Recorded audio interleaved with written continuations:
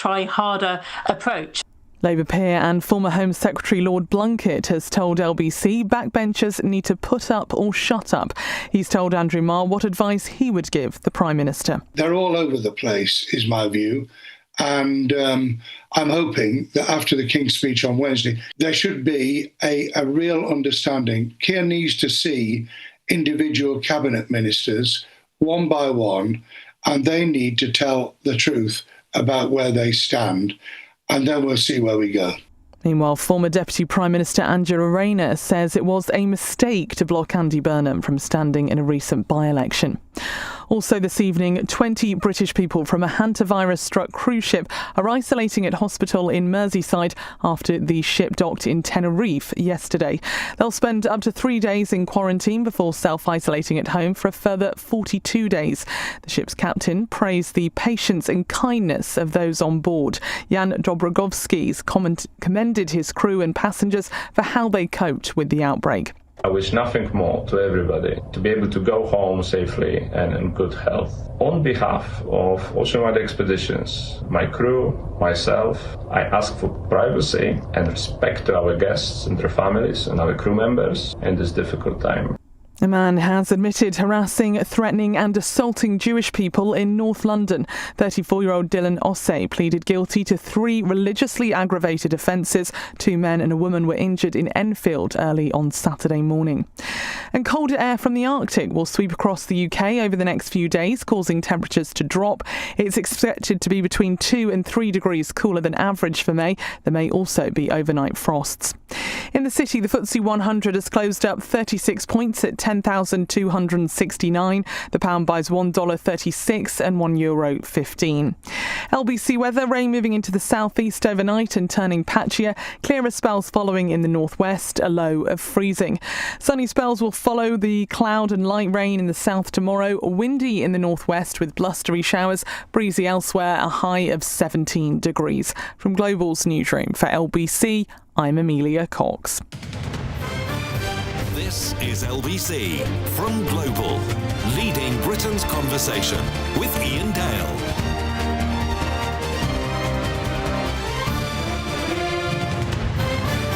Hello, a very good evening and welcome to the programme. It's Iain Dale here with you until 10. It's 4 minutes past 7. It could be one of those very dramatic evenings in politics. When I left the house at lunchtime today, I was not expecting to possibly host a programme in which the Prime Minister might resign. I don't think that's going to happen, but it's certainly a possibility because in the last hour, several ministerial aides have indeed quit. Interestingly, the PPS to West Streeting has quit. Some people are interpreting this as West Streeting about to be going over the top. I'm not quite so sure that's right. Catherine West, the MP that's challenging Keir Starmer, she sent out an email today to Labour MPs asking them to effectively go over the top.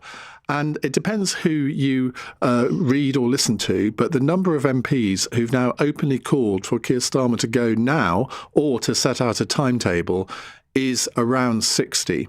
I expect that to increase over the course of the next couple of hours. In fact, one of our guests, I think, is probably going to add to that number. So there are all sorts of questions. I mean, the speech that Keir Starmer gave this morning was supposed to be one of those make or break speeches. I think by common consent, he didn't achieve what he needed to achieve. There were too many parts of the speech which were just the same boring old things that he said before. There were no new policies. There was no change of direction. And I have to say, when your first reaction to an election defeat like the one that Labour suffered last Thursday, Friday, is to bring back Gordon Brown and Harriet Harman, you do really have to wonder what on earth the Prime Minister was thinking. How did that signify any fresh thinking on his part? It's the sort of decision that left Labour MPs just shaking their heads in disbelief. So I want to know, do you think that Keir Starmer deserves to hang on to his job? Do you think he should hang on to his job? Or do you think that the country has made up its mind? Labour MPs have more or less made up their mind. Now, I spent a lot of this morning texting Labour MPs to ask what they were thinking after Keir Starmer's speech. I sent out 50 texts. Now, I never expected them all to reply, and sure enough, they didn't, but around half of them did. And I would say 2/3 of that half, should we say, were not very obliging about the Prime Minister's future. In fact, some were absolutely incandescent. But there were 4 or 5 who replied saying that they wanted him to. So I'm not going to attribute these because they were off the record. But here's one. There's a swear word coming up now, which I wouldn't normally utter at this time of the day, but it's a direct quote from a Labour MP. So if you don't want to hear it, it's not a really bad one. If you don't want to hear it, close your ears now. This is from an MP that I regard as sort of a really sensible person. She says, "It's a complete shit show and we can't continue like this." Another one, "He's toast." On the other hand, you have another one saying, "The speech was a bit wet, but I don't see any alternative." Another one, "He's got my 100% support. We need to get on with running the country and not have to worry about some on his own side trying to oust him with no plan and no vision. They're being reckless and naive." And this one, I wish I could tell you who this one was from, but I really can't. "The speech was all waffle. We need action. Enough words. We've got 3 years to actually get stuff done. We cannot be stuck in inertia, waiting for some magical saviour from the north who might never come." Another one says it was an improvement but not a game changer. And finally, apparently the word of the day is unimpressive, says another one. Now, Aggie Chambray, our deputy political editor, is going to be here to hold my hand throughout this hour. Aggie, are you getting the same kind of responses from your contacts? Oh, yes, absolutely. I think there were MPs over the weekend who thought perhaps the speech would make it better. Not make it all better, but perhaps it would be turning a corner. And I don't think anyone who watched the speech today thought that was the case. They thought the speech was fine. There were bits of it that were better than others. One MP saying the bit on his family was good. Another MP saying the bit on Brexit was good. And are we really supposed to think that his parents in their latter years spent their whole time discussing their contribution to the state of the nation? I mean, it's for the birds, isn't it?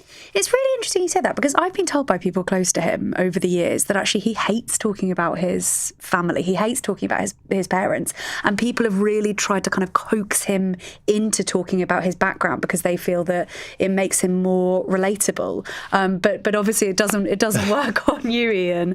But no, I think there has been a feeling since after that speech, really, that it was a matter of when he goes, not if. Now, of course, at the moment, no one has challenged the Prime Minister. Yes, Catherine West has put down some sort of gauntlet, although she seems to have rowed back from whether it would be a challenge. Now it's more of a sort of effective no confidence vote in the Prime Minister, completely unofficial, but people are signing that. And then I suppose that would be presented to Downing Street. And if she gets more than 80, but many more than that, then maybe it would have some sort of impact in pressurising the Prime Minister to stand down. But when you look at the names of the people that have already gone over the top, so to speak. And we're talking nearly 70 now. Yeah, you're talking about some of the usual suspects, but there are people on here who I would never, in a month of Sundays, bearing a lot of them have been on my programme over the past couple of years, I would never have predicted that they would have done something so disloyal. I completely agree, and it's not just people on the left, it's not just people on the right. It is MPs from all over the Labour Party calling for him to go. And perhaps some of it is coordinated, but it's certainly not all coordinated. And that's what makes it so dangerous for him. And of course, now in the last hour, we've had 3 ministerial aides resigning from their posts and a 4th ministerial aide not yet resigning, Sally Jameson from the Home Office, but calling on the Prime Minister to go. And we assume that she will no longer be in post by the end of the evening, and it doesn't seem like it will end there. Right, Stephen Kinnick joins us, Labour Care Minister and MP for Aberfan-Maesteg. Stephen, thank you very much indeed for coming on. The game's up, isn't it? Well, good evening, Ian, and thank you very much for having me on the show. This is a very difficult situation to be in after a very difficult set of election results. I think it's absolutely clear that leadership has to be earned, and it has to be earned every single day. It's not an entitlement.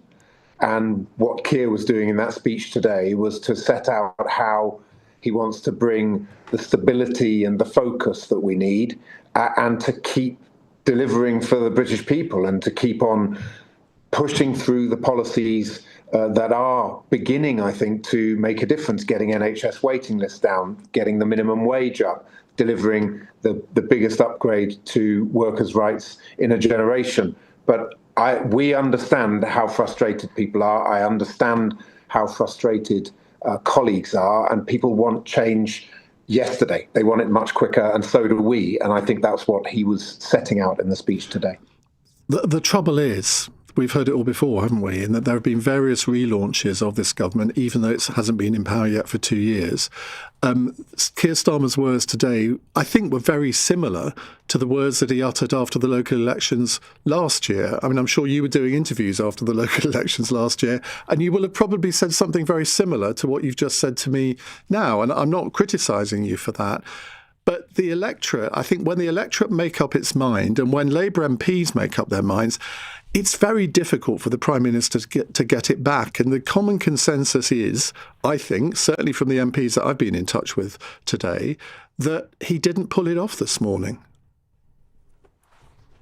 As I say, I really do understand why colleagues are frustrated and angry and disappointed. What I would gently say to them is that we did spend quite a lot of time over the last years pointing to the chaos and the confusion of the Tory years and saying that that's just not the right way to run the country, and we should not be looking to potentially inflict that on the country again. You know, you just look at the bond markets. They were twitching a bit today just because of the uncertainty. Yeah, no, you're absolutely right. What's happening in 10 Downing Street. And I think, of course, if we were to have a full-on leadership contest and all the uncertainty that comes with that, you know, that really does have real-world implications for people's mortgages, for the economy, for the debt that we need to pay down. So, you know, it really is. It really is important, and it has real-world consequences. So I would simply gently point out that to my colleagues, whilst I completely understand the frustration, I do think we just need to pause and think very carefully about the consequences. Now, you're a minister at the Department of Health, effectively Wes Streeting's deputy. Tonight, Joe Morris, a PPS at the Department of Health, I don't know whether he's to Wes Streeting or to you, but he has resigned. Now, people are interpreting that as Wes Streeting about to go over the top. Have you spoken to Wes today? I haven't spoken to Wes today at all. I will see him, I think, in meetings in the department tomorrow. I have huge respect and admiration for Joe Morris. He's an excellent MP, really great PPS. And look, as I say, as I made a general comment about all of the colleagues who are expressing their frustration, I understand where Joe is coming from. But again, I would just say gently to him that we do really need to think very carefully about the consequences of what we could be potentially unleashing. I mean, you've worked with Wes Streeting. If it all goes wrong and there is a leadership election, would you support him? Iain, there's so many talented people right across our front bench, and that's a good thing, right? It's really good that we have a number of leading politicians in our team that have ideas about the future of the country and how we want to improve it and improve the state of affairs. So, you know, I don't have a view on any particular colleague. Well, of course you do. I understand that you might not express it now, but you have a view, don't you? Come on. Well, I have a view, which is that I don't think that this is the right time to potentially be plunging the country into chaos. And as things stand, there is no vacancy for the leadership of the Labour Party. Stephen, I've interviewed you many times over the years, and you are normally one of the most jaunty, optimistic ministers that I interview. I'm not seeing that person today, or I'm not hearing that person today in this interview. You seem incredibly down, incredibly depressed. Yeah, look, Iain, I am devastated by the results. I know that they were bad across the country, but what happened in Wales is something that I feel to my core. And I thought it was really quite striking what Keir said at the beginning of his speech around how hard it is for us to hear people saying that they think we don't care about them. working people, working class people in my community and others across the country saying, we don't think you're listening to us, we don't think you care. And nothing could be further from the truth, because that's why we're in politics, because we care for those communities, because we want our communities to lift each other up, because we want to create opportunity, because we want to be a country that is leading in the world. That's why we do what we do. And it's really hard to be told, both on the doorsteps and at the ballot box, that people think we don't care, because we really do. And I think that's probably reflected a little bit in my tone in this conversation with you this evening. It's just that I do take it personally, and I do feel devastated by these results. But we have to rebuild. We have to dust ourselves off, pick ourselves up, regroup, rethink, and get back out there and give some people some hope again. And that is, I think, was also a theme that came through in Keir's speech today, particularly on Europe and on supporting young people. That is the kind of language that we need to see. So I think it's mixed feelings, of course, devastated and disappointed, but also genuinely optimistic for the future. Well, credit to you, Stephen, for coming on the media this evening, putting your head above the parapet, because it can't be easy in these circumstances. Thank you very much. That's Stephen Kinnick, Labour Care Minister and MP for Aberafan Maesteg. Aggie Chambray, what did you make of that? Well, he's obviously still very much batting for the Prime Minister. I thought it was interesting. He said he hasn't spoken to Wes Streeting, his boss in the department, today. And also he obviously was very positive about Joe Morris, who is just one of the PPSs who has resigned. But it is obviously, as you pointed out, his tone is downbeat. It is difficult, isn't it, going out on the media and having to defend this when people are resigning. There are reports that tomorrow morning in their weekly cabinet meeting, cabinet ministers may, basically, at least some cabinet ministers may tell the Prime Minister that the jig is up. Well, we've been hearing that John Healey and another cabinet minister, Steve Reid, have gone into number 10 this evening. That could be for routine meetings. Who knows? I think they're both pretty loyal cabinet ministers, aren't they? They are, but those are the ones that, if Keir Starmer in the end can't count on them, that's when a Prime Minister realises that the game is up. And we saw that with Boris Johnson, where it was when his absolute loyalists effectively said, there is no future, you have to resign. That's when he knew the game was up. And I'm not saying this is necessarily an equivalent to that, but you never know. Well, it does feel sort of hauntingly familiar, doesn't it, with people resigning and saying they have no confidence in the Prime Minister, calling for him to go on social media. I mean, it just feels a bit like the end of Conservative Prime Ministers and that line that Boris Johnson said, when the herd moves. And it does feel tonight that the herd is moving. And what Stephen Kinnick said there, when he mentioned the bond markets, now this switches people off because people don't really understand what bond markets are. But if I say to you that the bond markets, the bond yields now are higher than when Liz Truss's budget happened, well, that tells you how serious the situation already is. Now, if we now go through 2 months of political instability, that will get worse. That will mean that interest rates go up. That will mean, well, it would have all sorts of consequences for the economy. And I wonder whether that's Keir Starmer's strongest argument now. I think it's definitely a strong argument. And, it was effective for Rachel Reeves when she shed a tear at the dispatch box during Prime Minister's questions after Keir Starmer. And I think the two things were unrelated, but Keir Starmer didn't say he had confidence in her. She shed a tear. And then the bond markets reacted to that very strongly. And it then seemed like Rachel Reeves had never been so safe. So it is obviously an argument that has worked in politics in recent history. And obviously, ministers are trotting that out again and talking about the bond markets.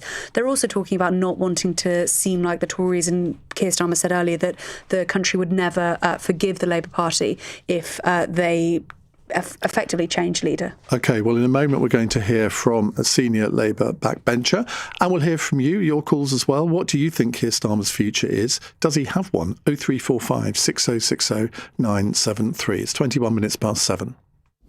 PM Under Pressure. Follow it live on LBC.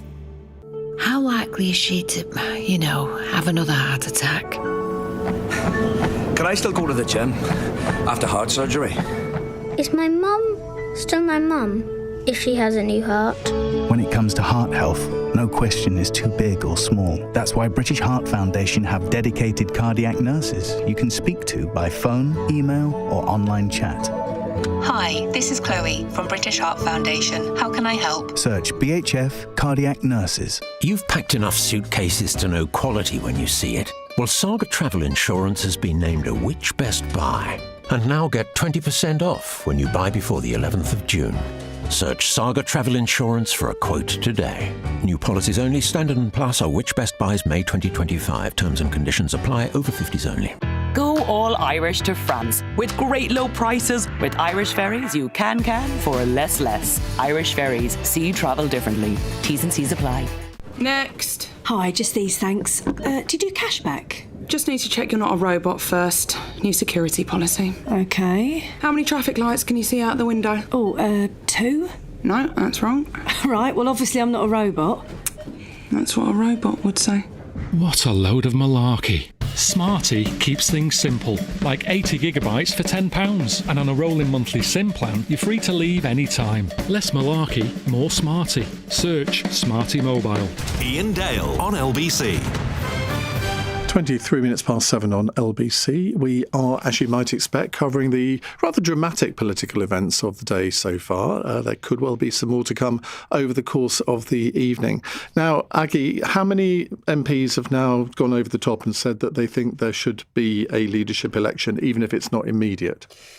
If it's not immediate, or potentially if things were to significantly get better, then he could stay in post. I think we're looking at almost 70 Labour MPs now. Of course, we've had 3 ministerial aid resignations, 2, and a 4th ministerial aid has called for Keir Starmer to go.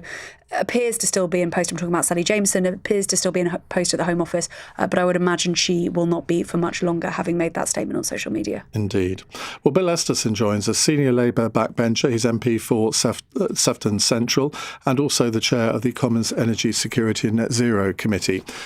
Bill, very good evening. You've been around a bit. You've experienced various different Labour leaders. Do you think this situation is recoverable for Keir Starmer? Ian, thanks for having me on. And look, I think it's very difficult to see how he turns it round. That's the long and the short of it. I think you would be not being entirely honest with yourself if you said anything else. I don't know, my colleagues are, have taken different views on this. But we heard this again and again. It wasn't just in the last 6 weeks. This has been going for a very long time. People on the doorstep telling us they weren't happy. They're not feeling better off. And despite the fact that the indicators suggest that we have made an improvement, wages rising faster than inflation for the first time in a very long period of time, wait times in the NHS coming down, significantly fewer people arriving by small boats on the coast of the United Kingdom. These are all good indicators, but people aren't sensing it. And there's a lack of trust in politics generally, frankly. And we as the governing party have a duty to address it. So I think that the Labour Party has to turn this around. We have to show some confidence and we have to up our game and we have to be bold. And there were good things in the speech this morning, but I'm not sure it told us a lot that was new. And unless Keir Starmer can really set out that bold approach that resonates with the public, actually that's what the party has to do, whatever happens. But he didn't. Very difficult to see how he carries on. But if you believe he didn't do that this morning, I mean, that's not going to. Well, we've got the King's speech on Wednesday, so there is the chance. Well, that's his opportunity, isn't it? I think that's where he's got to do this. Yeah, absolutely. But I'm getting the impression you think there isn't really a way back. But as a loyal Labour Party man, you don't want to sort of destabilise things any further. But in the end, if your view is that the only way that the party can win the next election is if there is a change, and I agree with you, not just necessarily in the Prime Minister, but the Cabinet have got to up their game as well in terms of how they communicate. I mean, are you going to add to this total of 67 MPs who've said, well, there should be a change? Not because I think that whilst I stand by what I say, which is it's very difficult to see how he does it, he's got to try. And, I for all the reasons you were saying a moment or two ago, we have recent history to show us what can go wrong, the instability that you pointed to. and the damage that does to the economy, there are very good reasons for why you cling to the hope that he will turn it round. But we've got to be realistic, and we've got to look at alternative ways forward if that doesn't happen. So my preference is for him to sort it out, but I understand. But do you not think it might be death by 1,000 cuts? Because you've got the rest of the Mandelson documents about to be released maybe next week or the week after. Well, who knows what's going to be in those? I doubt whether it's anything that will be very obliging towards the Prime Minister. So do you not think that there's just going to be sort of problem after problem after problem, and it might just be better to have a clean break, even if it's not immediate, even if it waits till September? Keir Starmer can ultimately make that decision. I think he's got to either take everybody along, and this is about the country, not the party, ultimately, because we've got to demonstrate trust. We've got to show confidence that we are making the difference on those range of issues that I was talking about. It shows that actually we believe very strongly that we have made a difference. Day one rights at work, rights for people in rented accommodation, arguably second only to Denmark on the energy transition and on climate action, and the whole agenda around the closer relationship with the EU. Actually, that last one is an opportunity. Now, you and I probably disagree on this, but should the Labour Party go into the next election saying, here is a bold offer about where Britain sees itself in the EU, either full access to the single market or membership of customs union, possibly even applying to rejoin the EU. Well, that is not by any means. I mean, had Keir Starmer... It's that kind of... I use it as an example. I agree. That's the kind of boldness that he could use Wednesday's speech. And if he had said something along those lines in his speech today, that's all we would be talking about now. We wouldn't be talking about all the things about his future. But he didn't. It doesn't matter whether it was about the EU. It could have been other things as well. But there was no bold policy announcement today and no indication that things were going to change. But I admire you for sticking with it. Thank you very much indeed, Bill, for coming on. That's Bill Esterson, Labour MP for Sefton Central. Rachel Taylor has added her name. She's a Labour MP. She's added her name to the list. So it's 68 now, apparently, Aggie. 68 MPs, wow. 13 off the magic 81 number. Yes, although I would say to that, of course, to actually challenge a Prime Minister, you need 81 names behind a specific person. Yep. So these are 68 people calling either for the Prime Minister to resign straight away or basically calling for a timeline unless things change significantly, which is not the same as 81 names behind a person, which would trigger a challenge. And you're absolutely right to point that out. That's why you're here. Thank you very much. Right, we are going to get the latest on the British citizens who've returned to this country after being on that awful cruise, returned from Tenerife, in just a few moments' time. And we'll take your calls as well. Lots of calls coming in. Don't worry, if you don't get on in this hour, we're going to continue this conversation after 9 as well. It's 7:30 on LBC. Time for the news headlines with Amelia Cox. 3 MPs have quit as ministerial aides while calling for the Prime Minister to resign over last week's local election results. They include the parliamentary private secretaries to Wes Streeting and Shabana Mahmood. Close to 60 backbenchers have now added their names to the list of those who want Sir Keir Starmer to resign by September. In a speech earlier, the PM vowed to prove his doubters wrong. And the US president is warning that the ceasefire with Iran is on life support after he rejected Tehran's latest peace proposals. Donald Trump called the plan offered by the Iranian regime garbage. LBC weather, rain moving into the southeast overnight and turning patchier. Clearer spells following in the northwest, a low of freezing. This is LBC.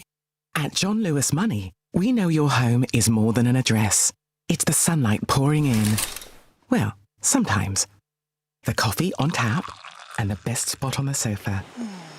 It's why our home insurance is thoughtfully designed with 3 levels of flexible cover for the home you've created. Because when you notice the details, you notice the difference. Search John Lewis Money. Terms and exclusions apply. John Lewis Finance Limited is authorised for insurance distribution and credit broking by the Financial Conduct Authority. The following is from TfL. My name was Luna, like the moon. I was 2 days short of my 17th birthday when I was killed. My killer wasn't a bad man. He had a rescue dog called Frank and rang his mum every Sunday. He wasn't a speed freak. He just thought it was okay to go a few miles an hour over the limit. But that was enough to knock me off my bike and kill me. Speeding injures or kills over 1,000 people in London every year. Slow down. To the Mayor of London and TfL, every journey matters. Wrong tool for the job? Don't make that mistake with your van. Get up to 30% off selected new Toyota vans with a warranty up to 10 years or 100,000 miles with every qualifying routine service. Visit your nearest Toyota centre or visit toyota.co.uk/van savings for more details. Savings on selected vans ordered by the 30th of June 2026. UK residents, see toyota.co.uk for full details. T's and C's apply. Iain Dale on LBC. 7:32, back to your calls in a moment. But first, 20 Britons have begun a 40-day self-isolation period after being evacuated from the hantavirus-hit cruise ship. Liam Gotting is LBC's Northwest reporter and joins us from Arrow Park Hospital on the Wirral, which is where these people are being housed. Liam, have any of them actually said anything publicly so far? Not that we've seen, Ian. I mean, we've been, keeping an eye on social media, looking out for any clues, but we've not seen anyone speak out publicly yet. No sort of videos or pictures seem to have surfaced over the last sort of 24 hours or so. But Ian, what we are hearing is that less than 24 hours after these 20 Brits began quarantining here at Arrow Park Hospital, we're hearing that it won't be long before some of them are actually able to leave. We understand that those that are able to quarantine safely at home will be released from the hospital here as soon as tomorrow. They will, of course, still have to self-isolate for a further 6 weeks or so. But it was only yesterday that the repatriated Brits were flown into Manchester Airport and then bussed up here to Arrow Park Hospital on the Wirral, arriving shortly before 11 o'clock yesterday, last night, I should say. The driver was wearing blue overalls and a face mask along with all the passengers as they drove up the entranceway here. Among those British nationals, there's also a German national who lives here in the UK and a Japanese national as well, who the UK government has accepted at Tokyo's request. Now, we understand, Ian, that nobody who is currently quarantining here is showing any symptoms of hantavirus, but if anyone does become unwell over the next couple of days or so, they'll be transferred quickly to another facility. And Ian, listeners might remember that it was here at Arrow Park Hospital where the first 83 Brits who were evacuated from Wuhan in China were quarantined because of the COVID outbreak. Now, the Arrow Park accommodation block, which is just on the other side of the hospital, has 6 floors of self-contained apartments with individual bedrooms, bathrooms, kitchens, and living space as well. So it's really the perfect place for quarantining to take place. The UK Health Security Agency say the risk remains very low for the general public, and they're urging to stress that this is not like COVID. It can't be passed person to person quite like COVID or any other flu virus. But it was only yesterday, Ian, that we were told that the quarantine here would last around 3 days or so, and then people would be assessed whether or not they would be able to self-isolate at home after that. But today we are hearing that just tomorrow, the first wave of people will be able to leave here from Arrow Park Hospital and self-isolate at home for the rest of the 6 weeks that they need to isolate. Liam, thank you very much. That's Liam Gotting, LBC's Northwest reporter. Well, Professor Mark Fielder joins us now, Professor of Medical Microbiology at Kingston University. Professor, very good evening. Now, if I was living next door to one of these 20 people who were being released after a day to self-isolate, I might be a little bit concerned by that. I don't see why.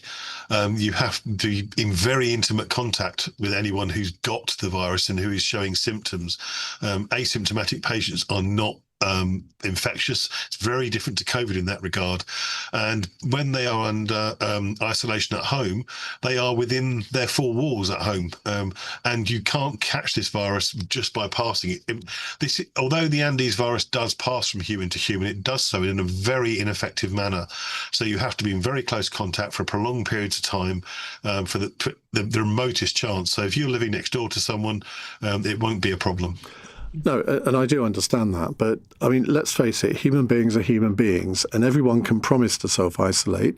But, I mean, there could be a risk that maybe one of the 20 might decide, well, I quite fancy a little stroll today, and think, oh, well, it won't matter, will it? I'm not really going to encounter anyone. I mean, that's why I was saying, well, people might feel a little nervous, given they were told that these people would have to isolate in a hospital for 6 weeks.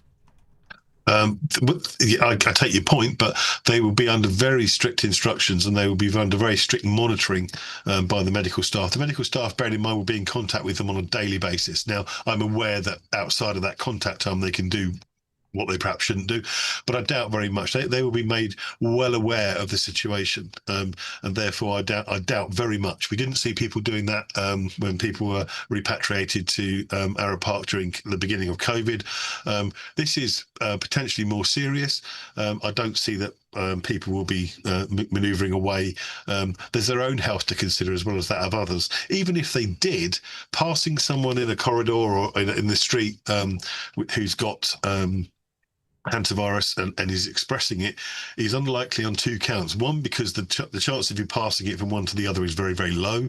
The second thing is, if they are symptomatic, they won't feel like they need to go out. They will be feeling very unwell. They'll be indoors. So I think the chances are absolutely remote. Just finally, do we have any idea where the source of this was? I was watching a report on the news last night, and there was a reporter from Ushuaia in southern Argentina. But it seems as though the hantavirus is, I think the word used was endemic in northern Argentina. So is that likely to be the source in your view? It's very difficult without speculating to say what the source is at the moment. One of the epidemiological points that's been raised is that some of the couples that went on this trip before they actually entered the boat actually went to a bird viewing site that was near a waste site. There's bound to have been rats there, and that could be the possible place where they picked it up. But until the epidemiology has been completed, we're not going to know for sure. But for me at the moment, of all the arguments I've heard, the most likely for me is the fact that it came via the visiting that remote part and a waste site. But as I say, that is, I have to stress, that is speculation on my part. I don't have proof, but it is the most likely in my view. Okay, thank you very much indeed. That's Professor Mark Fielder from Kingston University. Right, let's go to your calls on Keir Starmer's future or possibly lack of it. Kourosh is in Cambridge. Hello, Kourosh. Hi, Ian. Thanks so much for taking my call.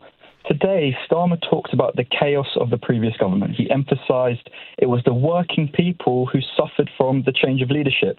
But let's not forget that Starmer was pouring fuel over the flames during the Tory leadership, calling it the revolving doors at Downing Street, musical chairs, mocking the Tories and riling up the crowd. And I agreed with him. I was sold the idea that the Tories are a joke. And I am upset with Partygate and etc. But when Starmer said today it's working people who suffer, why didn't he realise that when he promoted the leadership to change for the Tories?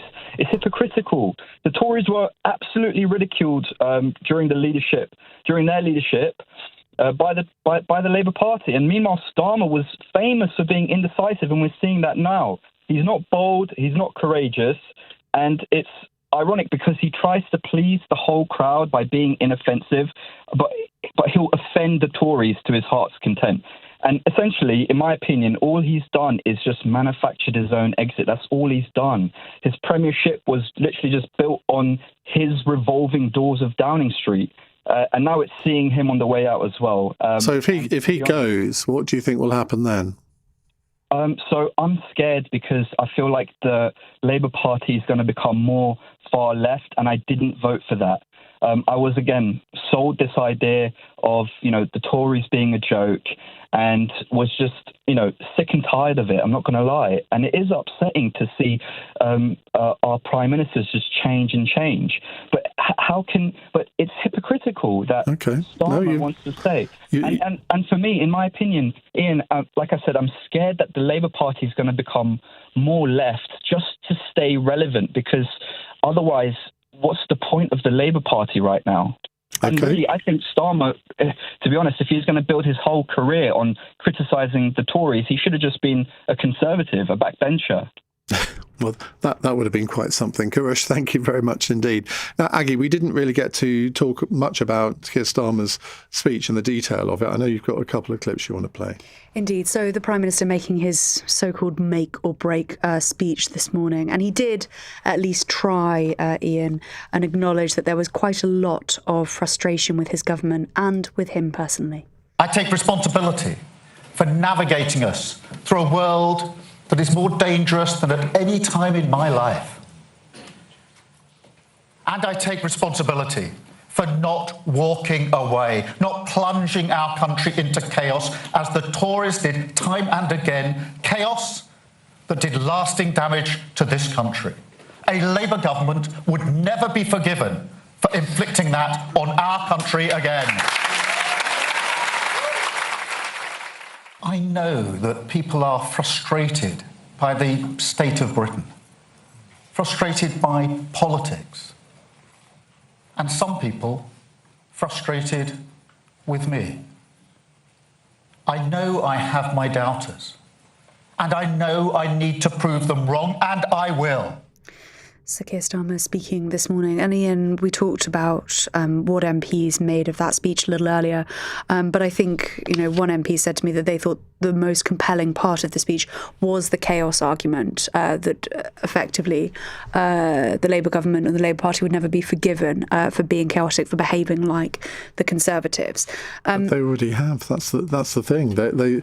People see the chaos now in government, and they have done for quite a long time. So I'm not sure that argument really hits home. Well, I suppose there's a difference between things seeming a bit chaotic and, talking about each other in the media and that sort of thing, and actually going the whole hog and getting rid of your leader and having ministers. We haven't had that yet. We've had ministerial aides resigning, but ministers resigning, cabinet ministers resigning, having a leadership contest where, it's very difficult, very fractious. I think that is a different type of chaos, which we did see under the Conservatives multiple times, and we have not seen under this Labour government.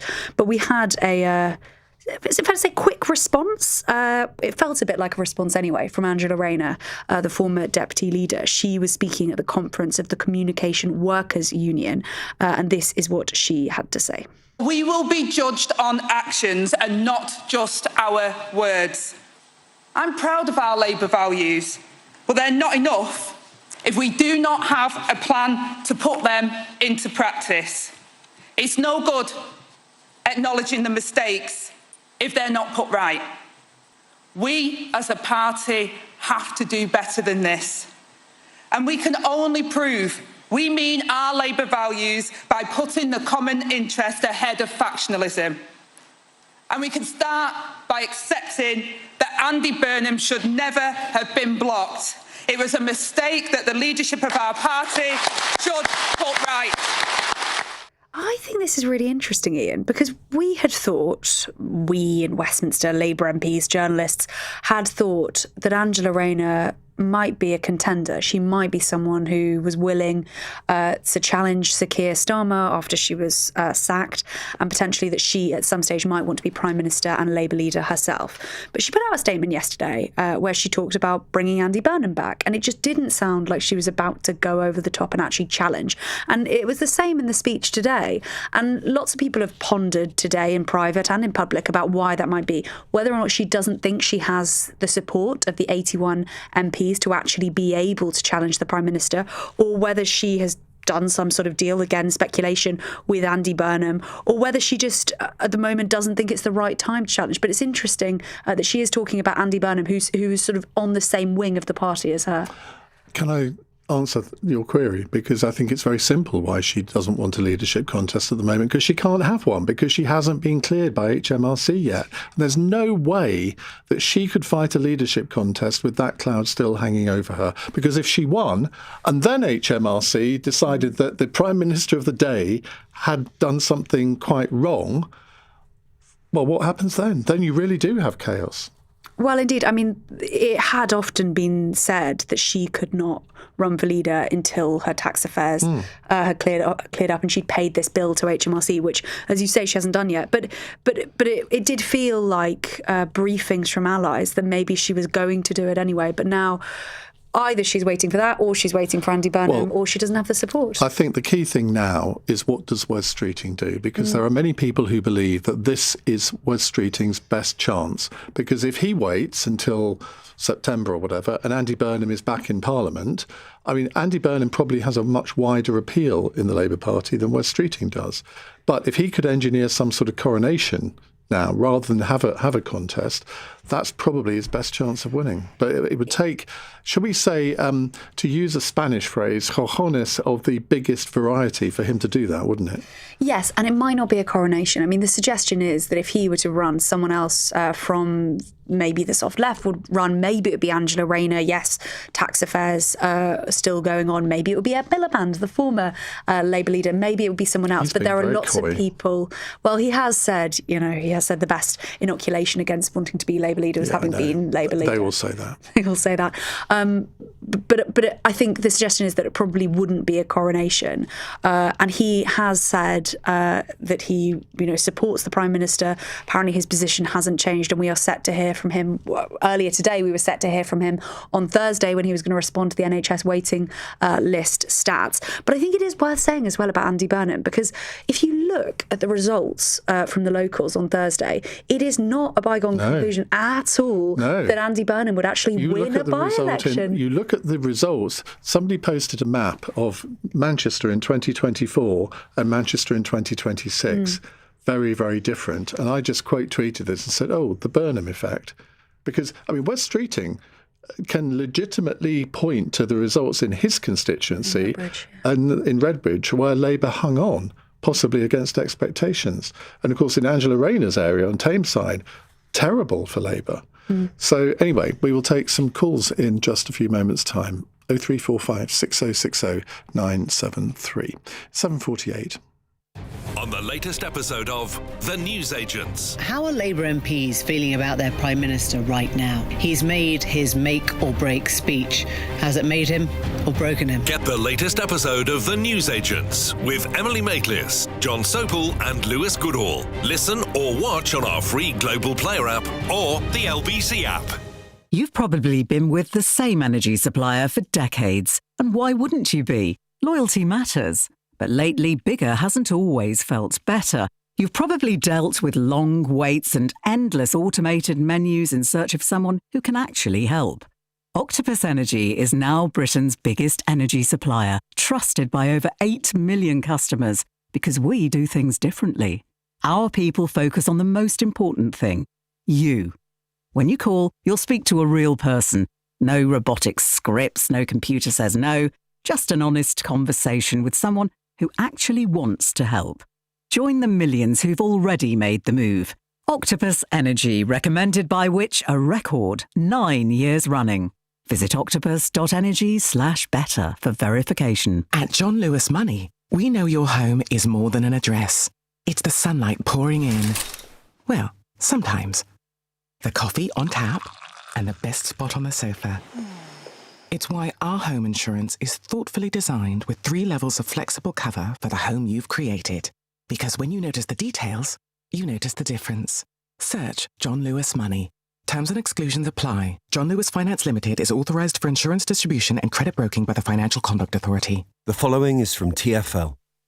I got loads of flowers the other day. And messages from people I didn't even know.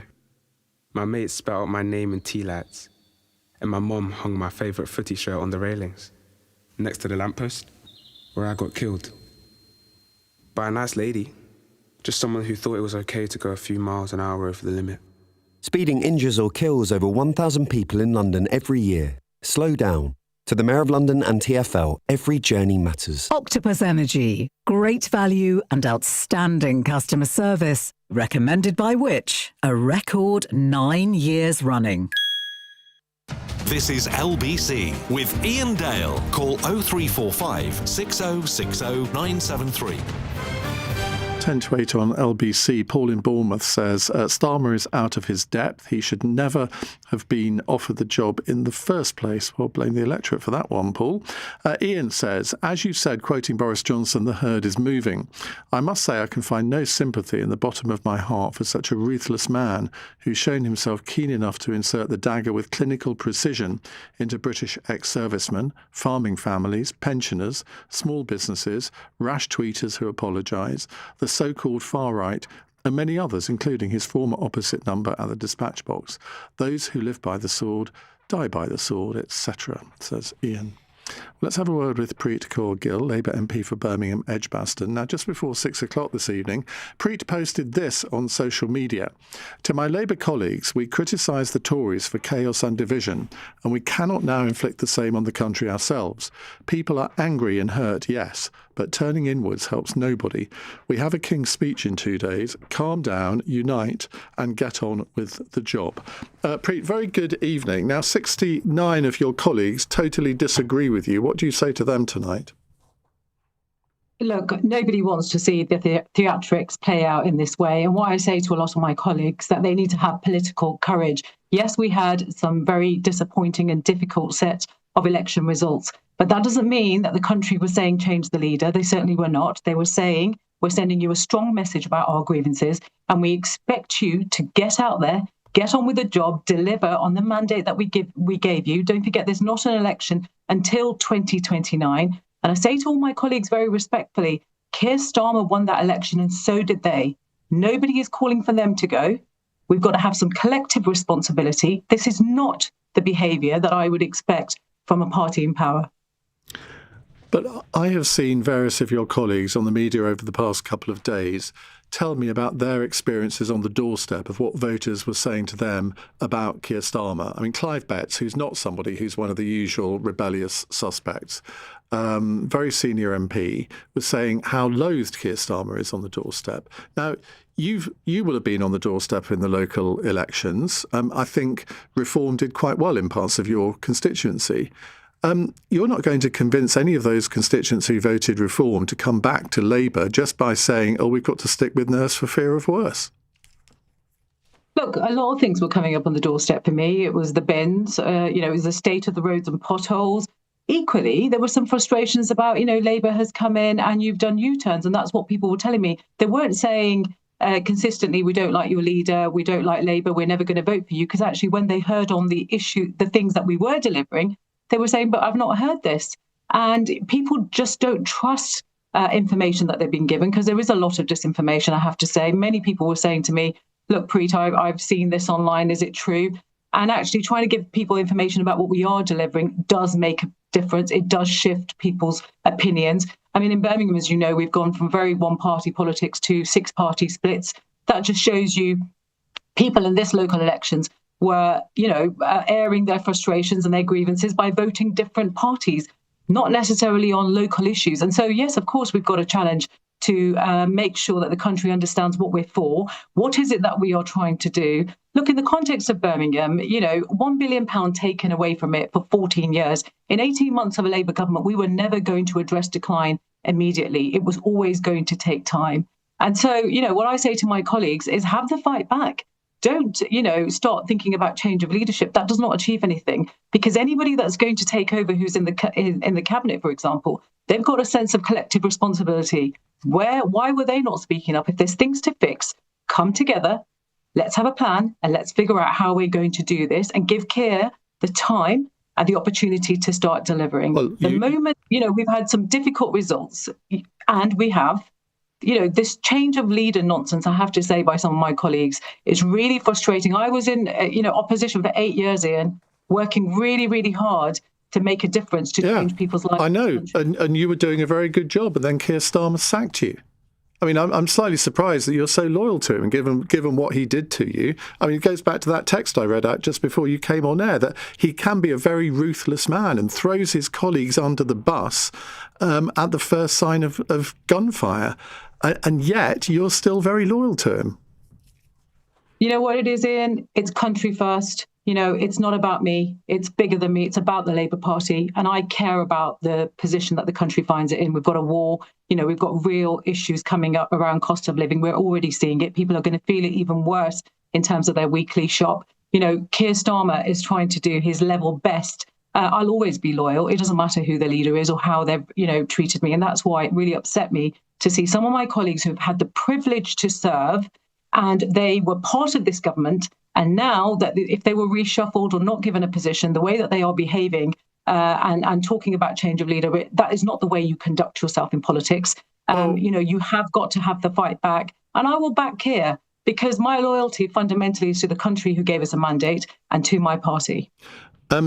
While you've been speaking, Debbie Abrahams, who is the chair of the DWP Select Committee, senior Labour figure, she's called on Keir Starmer to set out an orderly transition, adding that he should step down in the autumn rather than right now because of concerns about financial markets and also the conflicts in the Middle East.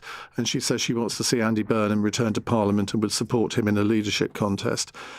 There comes a point, doesn't there, as Boris Johnson said, when the herd moves and it seems to be almost unstoppable. Do you not fear that we're getting to that point now? We have 400 MPs. And look, I appreciate that there are many backbenchers coming out and, airing their grievances in public. This is not the way to conduct yourself.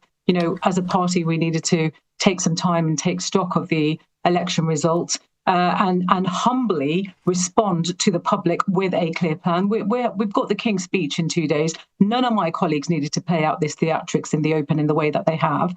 And, I don't accept what they are doing, simply blaming Keir, solely for where we're at. It isn't just his issue. There is a cabinet and lots of junior ministers. And I think we need to be holding all of them to account about how do we do politics differently. That's what the Labour Party's got to get across. And how do we tell our story? What you don't do is change leadership. Big organisations don't, suddenly become unstable soon as they get few, wrong results or difficult, results. As you say, the gilt markets, the markets will react. This is about the economy. And so putting country first is absolutely right. Keir Starmer could have walked away. He could have said, I've had enough of this, and he hasn't. Okay. Because you know what? He cares about the country, and colleagues need to get behind him. Thank you very much indeed. That's Preet Gill, Labour MP for Birmingham Edgbaston. Number 69, Aggie. I think we might be on number 70 now. We have had another resignation as a parliamentary private secretary, this time from Justice PPS Melanie Ward. She's just put a post on social media where she has said that our country faces enormous challenges.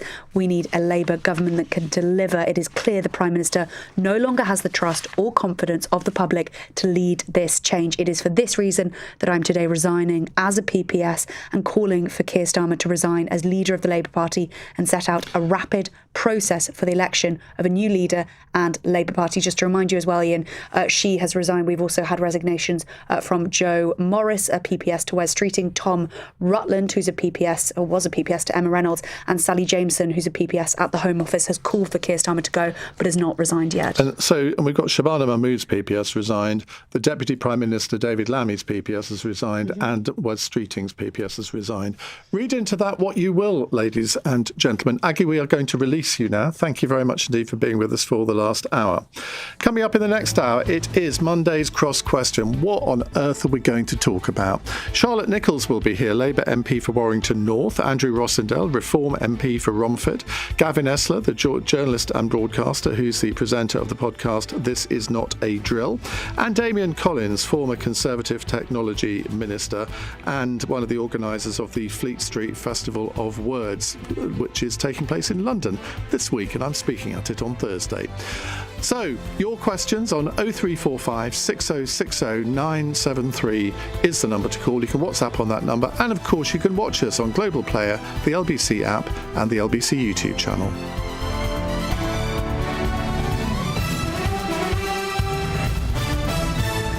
On your radio, on the LBC app, and Play LBC. Leading Britain's conversation. This is LBC. From Global's newsroom at 8 o'clock. 3 junior members of the government have resigned and are calling on the Prime Minister to step aside. Sir Keir Starmer is facing increasing calls to quit. More than 60 of his own MPs have now declared publicly he should go following last week's elections. But the Care Minister, Stephen Kinnick, has been telling Iain Dale on LBC the current political uncertainty could be damaging for everyone. Just look at the bond markets. They were twitching a bit today. And I think, of course, if we were to have a full-on leadership contest and all the uncertainty that comes with that, that really does have real-world implications for people's mortgages, for the economy. The cruise ship at the centre of an outbreak of the deadly hantavirus has left Tenerife this evening. It departed moments after the final passengers were removed. 20 Britons who were on board are now isolating at a Merseyside hospital after returning to the UK last night. The number of deaths in the UK caused by drink is now at its lowest level since 2021. Figures are showing nearly 1,000 people were killed by alcohol-specific causes. And in the city, the FTSE 100 closed up 36 points at 10,269. The pound will buy $1.36 and €1.15. LBC weather, cloudy with rain moving south across Scotland and Northern Ireland overnight. Dry with clear spells elsewhere and a patchy frost in places. We'll see a low of around 3 degrees. From Global's newsroom, for LBC, I'm Tim Daly. You probably think you're pretty good at multitasking behind the wheel. I mean, you have to multitask to drive. So what's wrong with checking your phone? The thing is, your brain simply doesn't work. Even a quick look at the message, for quick reply, affects your concentration and makes you less able to react to hazards. If you use a mobile phone while driving, you're 4 times more likely to crash. Think. Put your phone away. This is LBC from Global, leading Britain's conversation. Cross Question with Iain Dale. Hello and welcome to Monday's Cross Question. I've been looking forward to this all day because there's so much to talk about, isn't there? We have with us on the panel Charlotte Nichols, Labour MP for Warrington North. Next to her is Damian Collins, former Conservative Technology Minister and former MP for Folkestone and Hythe. To my right, Gavin Esler, journalist and broadcaster, who's the presenter of the podcast This Is Not a Drill. And joining us momentarily, we hope, Andrew Rossendale, Reform MP for Romford, was a Conservative. This is what happens when they leave the Conservative Party and go to Reform. Their diaries go all over the place. Anyway, Andrew, we hope will be here very, very shortly. If you'd like to put a question to our panel, 0345 6060 973. You can WhatsApp us on that number, text 84850, and you can watch us on Global Player, the LBC app, and the LBC YouTube channel. Call 0345 6060 973. Text 84850. Cross Question. Watch live on our free Global Player app or the LBC app. Right, let's start with a text question from Christine in Crawley, who says, what will it take for Keir Starmer to finally see the writing on the wall and walk off into the sunset? Charlotte Nichols, obviously I have to come to you first.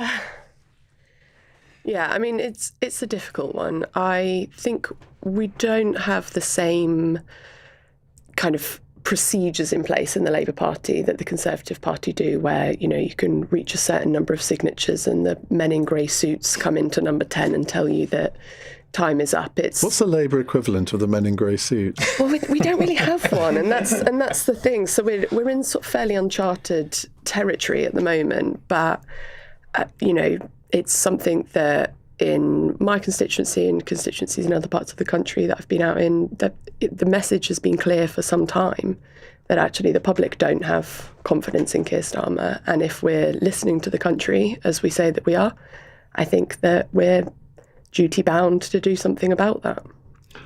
And do you have confidence in Keir Starmer? No. So you're going to be number 70 then on this list then?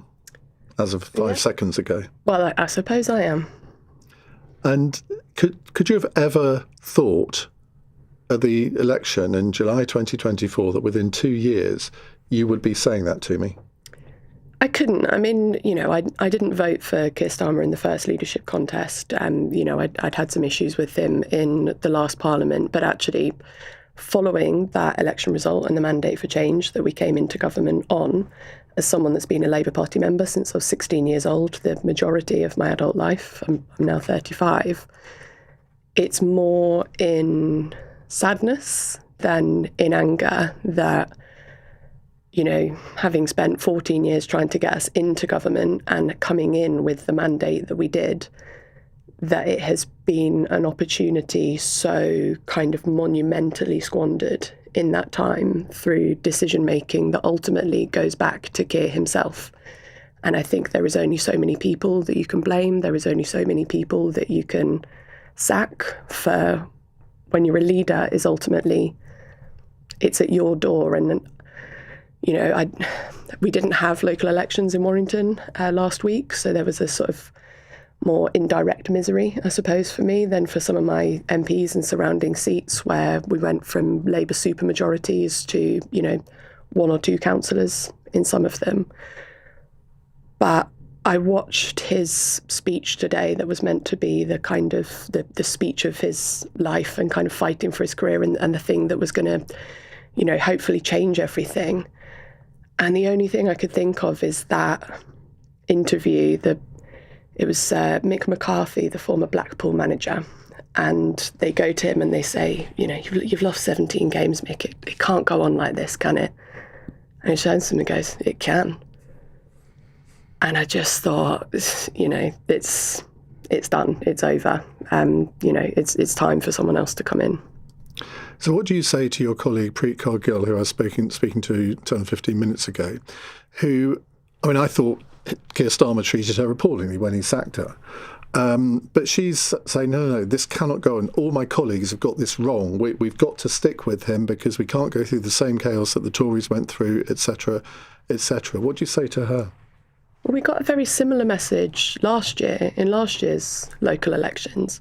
We were promised then that things would turn around, that things would go further and faster, that, you know, that we would see more boldness, that we would see that change, that he would learn the lessons.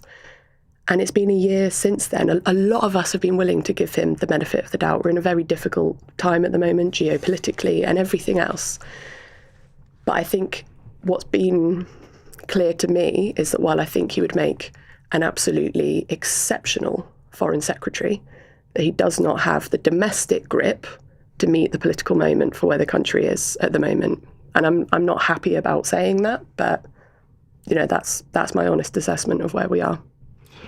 Gavin Esler, in your years in broadcasting, you will have covered a lot of these sort of things. Do you get the sense that things are moving now? I mean, the question is, what will it take for Keir Starmer to see the writing on the wall and walk off into the sunset? All political leaders have that moment at some point, don't they?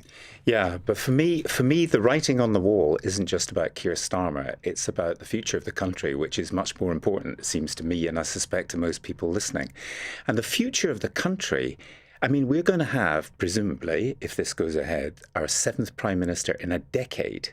7th Prime Minister in a decade. We're seeing fundamentally the end of the two-party system. We're seeing parliaments in Scotland, Wales and Northern Ireland, where the leading factor in the government is that none of the people leading the governments of those places in our United Kingdom wants to stay in the United Kingdom. Now, it may not happen, but all these things are going on at the same time as we're thinking about some kind of domestic drama within the Labour Party, to which most of us don't belong. And we've got an electorate, 40% of whom at general elections doesn't turn up to vote, not because they're apathetic, but because they're angry and fed up and don't think they've got a choice. Though the turnout last week was higher, wasn't it? It was higher. Not massively, but it was higher. For local elections, because there's an interest now and there's a belief that perhaps the two-party system is that we've seen for the past century is finished. So there are choices. I'm going to suggest that the choice is bigger than Keir Starmer and who leads the Labour Party, although that person will presumably, if it is a change, lead our country for the next couple of years. But we've got to get some kind of grip and some kind of narrative about what it is that makes Britain, the parts of the United Kingdom, united. And I don't think we've got that. And we're going to get the opposite from Belfast, Cardiff and Edinburgh. And they are absolutely determined, particularly in Scotland, to move ahead with that. You will be very surprised to hear me say this, but I think he missed an opportunity today. If he'd got up there and made a very bold announcement, of which it could have been we want to rejoin the single market or the customs union, or indeed rejoin the EU. Now, we wouldn't be talking about leadership crisis here now. We would be talking about whether that was the right thing to do. You and I have discussed this many times before, and I agree totally with you, because what struck me was when he said we must put ourselves at the heart of Europe, it struck me that your heart is inside you and we are outside the European Union. You can't do that. Even the rhetoric, even the communications were appalling. And a bit of boldness to say, I'm going to risk everything on that, for example. There may be other things, but you're right. Whether you agree with that as a policy or not, that would have been a bold thing to do. And I think it would have caused some confusion among some of those who are quite keen, for obvious reasons. I mean, Charlotte, would that have made a difference to you? No, I mean, I represent a Leave voting constituency in the Red Wall. I don't think that the European question is necessarily the thing that my constituents are most exercised about. But the Labour Party is, generally. I mean, with lots of exceptions, but overall, the Labour Party would be in favour of rejoining, wouldn't they? I don't know. I mean, I'm not trying to be sort of evasive about it, but I've not seen polling that says either way. But it's one of those things that we do clearly need a closer relationship with Europe, particularly at the moment within the climate that we're in. But I also think that when you speak to people about their primary concerns, in my area, it is fundamentally about the cost of living. It's about the, total collapse of our health services. We have a hospital in Warrington that was built before we were even a new town that's completely falling apart. And yet there's no sign of a new one on the way. These are the things that people get really exercised about, and that they thought when we came into government that we were going to address, and they're not hearing from us that we get that.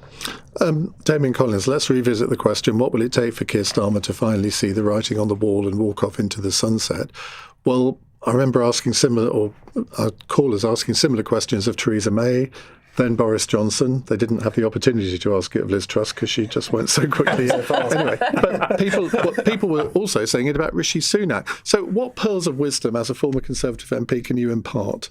Well, I mean, this reminds me very much, I think, of the last days of the Theresa May government, where you see someone who is a fundamentally decent person who is just not equipped with the political skills to be the Prime Minister at a very difficult and challenging time. And ultimately what happens is a combination of the cabinet and the parliamentary party loses confidence in the leader, and therefore that leader is unable to lead and govern. And that, I think, is what we're seeing now. We're seeing the parliamentary Labour Party really now saying we're not going to continue with this. He's effectively facing an ultimatum, which is set your timetable now for going, or there will be a leadership election and a direct challenge now. And you decide. Cabinet tomorrow is going to be very interesting. Are members of the Cabinet going to say to the Prime Minister, you set that timetable now, otherwise we're resigning? And I think what Theresa May, Boris Johnson and others faced ultimately was the recognition that they were no longer leaders. I think sometimes we get obsessed with the process about letters going in and all the rest of it. It's ultimately a very basic thing. The Prime Minister of this country has to command the House of Commons, and they can only command the House of Commons if they command the largest party in it. And I think tonight it looks like Keir Starmer no longer has that command. So what do we think is going to happen now? I mean, you've got the Catherine West letter, which I don't know if you've already responded to her or not, but clearly you think he should go. Do you think that he should go immediately or just announce the timetable for his departure, Charlotte? I think we need to have something that is orderly. And I referenced earlier the fact that, a lot of us have been willing to give him that benefit of the doubt for such a long time because we are in such a difficult climate at the moment. I don't think a kind of snap knee-jerk decision, particularly from, many of my colleagues who'll be feeling very hurt and emotional after seeing, some of their longest standing councillors and friends be wiped out in their constituencies, is necessarily going to be how we do the best decision making on that. I think there's also a risk that you start to think about leadership as the kind of face above the door, almost, as opposed to them being able to come to, the party and the country with a very clear agenda about this is what it will look like if I'm in charge, this is who my key personnel will be, this is who my priorities are, this is what I'm going to do differently.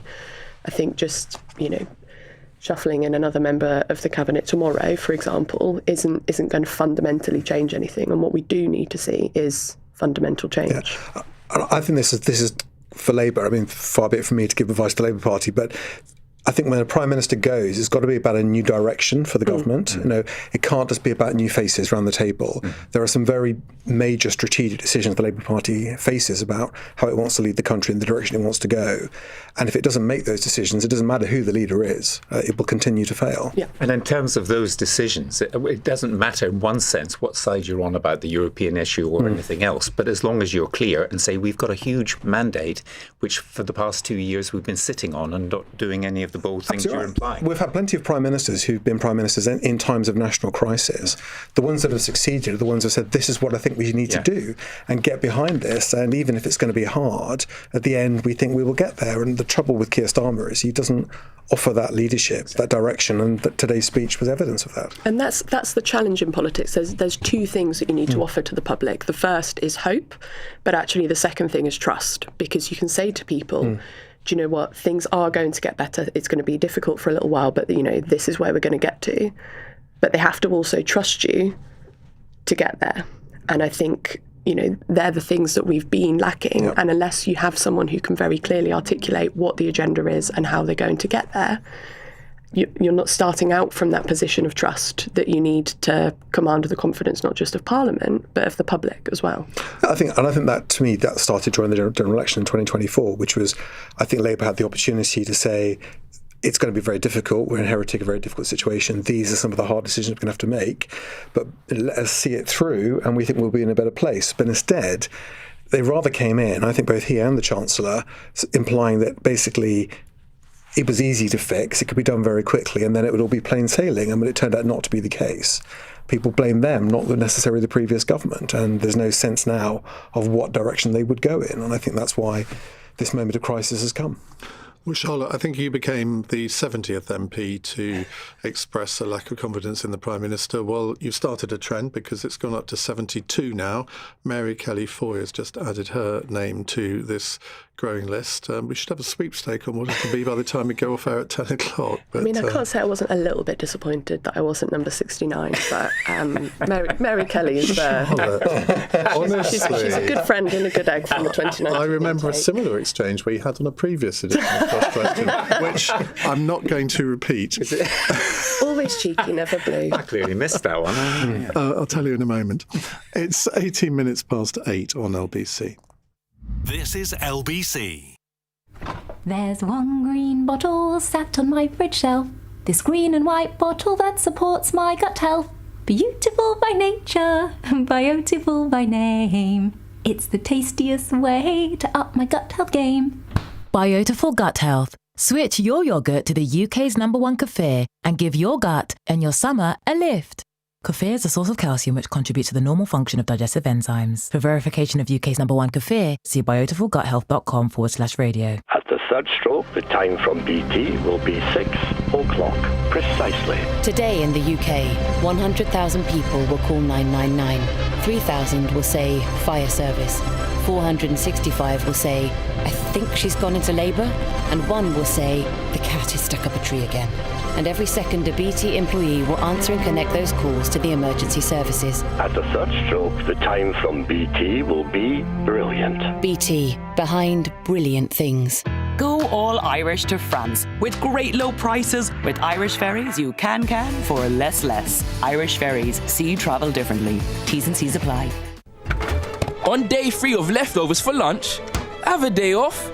Switch it up with a double cheeseburger for $2.49 on the McDonald's Saver menu. Leftovers left the chat. Talk about saver satisfaction. Served from 11 a.m. Price and participation may vary. Fees apply to delivery orders, subject to availability. Cross Question with Iain Dale on LBC. Call 0345 6060 973. 90 minutes past 8, Robbie in Chelmsford says, I was hoping Labour MP Samantha Niblett would be number 69. She, of course, was the one who was... What did she have, sex toys in the House of Parliament or something? It was the summer of sex. Summer of sex. Well, we can all buy into that, can't we? Not at my age, obviously. Right, we have with us Charlotte Nichols, who's being a little scamp today, in more ways than one. Labour MP for Warrington North. Gavin Esler is journalist and broadcaster. He presents the podcast This Is Not a Drill. What's that about? It's mostly about national security matters and why, we've been doing things about the prospect of biological warfare and other very exciting things. AI and biological warfare is something that we should all think about. So it was supposed to be fairly gentle, but then Donald Trump became president of the United States, and thank you, Donald, we're getting a lot of more airtime than we otherwise would have.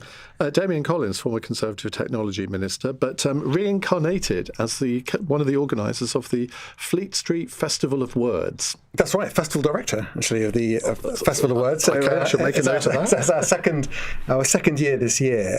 So bringing a sort of festival of words and ideas back to the location that is probably the spiritual home of the English language. So the festival starts tomorrow. You can get your tickets online by searching for the Fleet Street Festival of Words. And I think on Thursday, Iain, you are speaking with Steve Richards. It's the star session. It's star session. Well, because you're speaking about your biography of Margaret Thatcher along with Steve Richards speaking about his biography of Tony Blair. So as people contemplate whether being Prime Minister is the impossible job, they can come and hear you and Steve talk about two people who did it for more than a decade. So, and it's a lunchtime, so if you work in the city, you can come in your lunch hour. Exactly. Stop it. Right. Let's go to Harrison in Derby. Harrison, what would you like to ask our esteemed panel? Hiya, thank you for having me on. Why does Keir Starmer, being the leader of the Labour Party, not represent or resonate with the working class people at all in this country anymore? Damian? Well, I think it's about what do you offer. It's not just about saying, well, I feel your pain, I understand what you're going through. It's about how are you going to make my life better? What is your plan? And he is a man that lacks a plan. And that's why his colleagues are turning against him and why Labour did so badly at the elections last week. Because he does talk a lot about his working class background. But it's like when Gordon Brown used to say, his motto of his school was, I will do my utmost. But the issue was, it's not that you'll do your utmost, it's what are you doing your utmost to do? And that's the gap here. No one doubts, I don't think, that Keir Starmer understands what life is like for many people in this country, is a decent person doing his best, but no one knows what it is he's actually trying to achieve. And people can't see that plan, and they have no confidence in it or him. Gavin? Yeah, well, I would challenge the question only insofar as I'd say, who does he resonate with? I mean, it's not as if there's any special group that immediately comes out and is demonstrating to keep Keir Starmer in office. I think all leaders have to have a story. Margaret Thatcher had a brilliant story. I'm a grocer's daughter from Grantham. Now, you dislike her or you can do anything, but if you're a grocer's daughter from Grantham, you've got a certain view of what that means. That's somebody who understands certain things about life. And, lots of other political leaders have a very short story. Bill Clinton, I'm just the boy from Hope. He actually grew up mostly in Hot Springs, Arkansas, but Hope is a much better story because Hot Springs is a gambling town.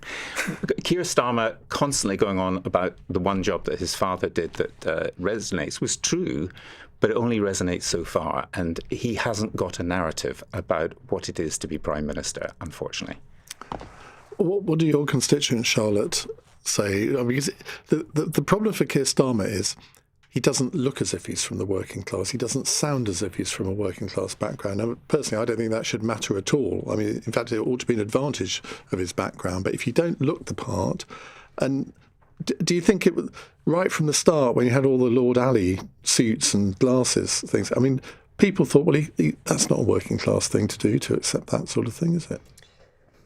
I think it's one of those things that, Keir has a sort of incredible story in many respects, from the circumstances of his upbringing with his mum's illness, the kind of work that his dad was in. He's spoken about times where they were having the phone cut off or struggling to pay bills, and the kind of Pebble Dash semi that he grew up in. He went to a university, obviously became a barrister, became the director of public prosecutions, an MP, and now the Prime Minister. I mean, he's got a fantastic story of what should be a kind of Labour story of social mobility. But I think what the issue has been is that despite that, he hasn't been able to kind of emotionally connect that story to what his kind of priorities are in government, or to make that kind of emotional connection with it. Because sometimes when he talks about these things, and in the speech today, he referenced all of these things, but it came across as kind of, insert personal anecdote here, as opposed to it, being something that you could kind of see and believe and feel and be like, yes, I get it, I get what drives him, because he lacks that kind of human emotional thing. Yeah, and it's what Bill Clinton was fantastic at, but George H.W. Bush wasn't fantastic at. Because he didn't come from a working class background, but he couldn't quite connect in the personal way that Bill Clinton did. Right, thank you very much for that, Harrison. Let's move on to Scott in West Hampstead, who says, is Britain becoming increasingly ungovernable? Is the job of Prime Minister becoming more and more undoable because of increasing political party divisiveness? Well, if it is undoable, I think there are lots of other reasons for that, Gavin.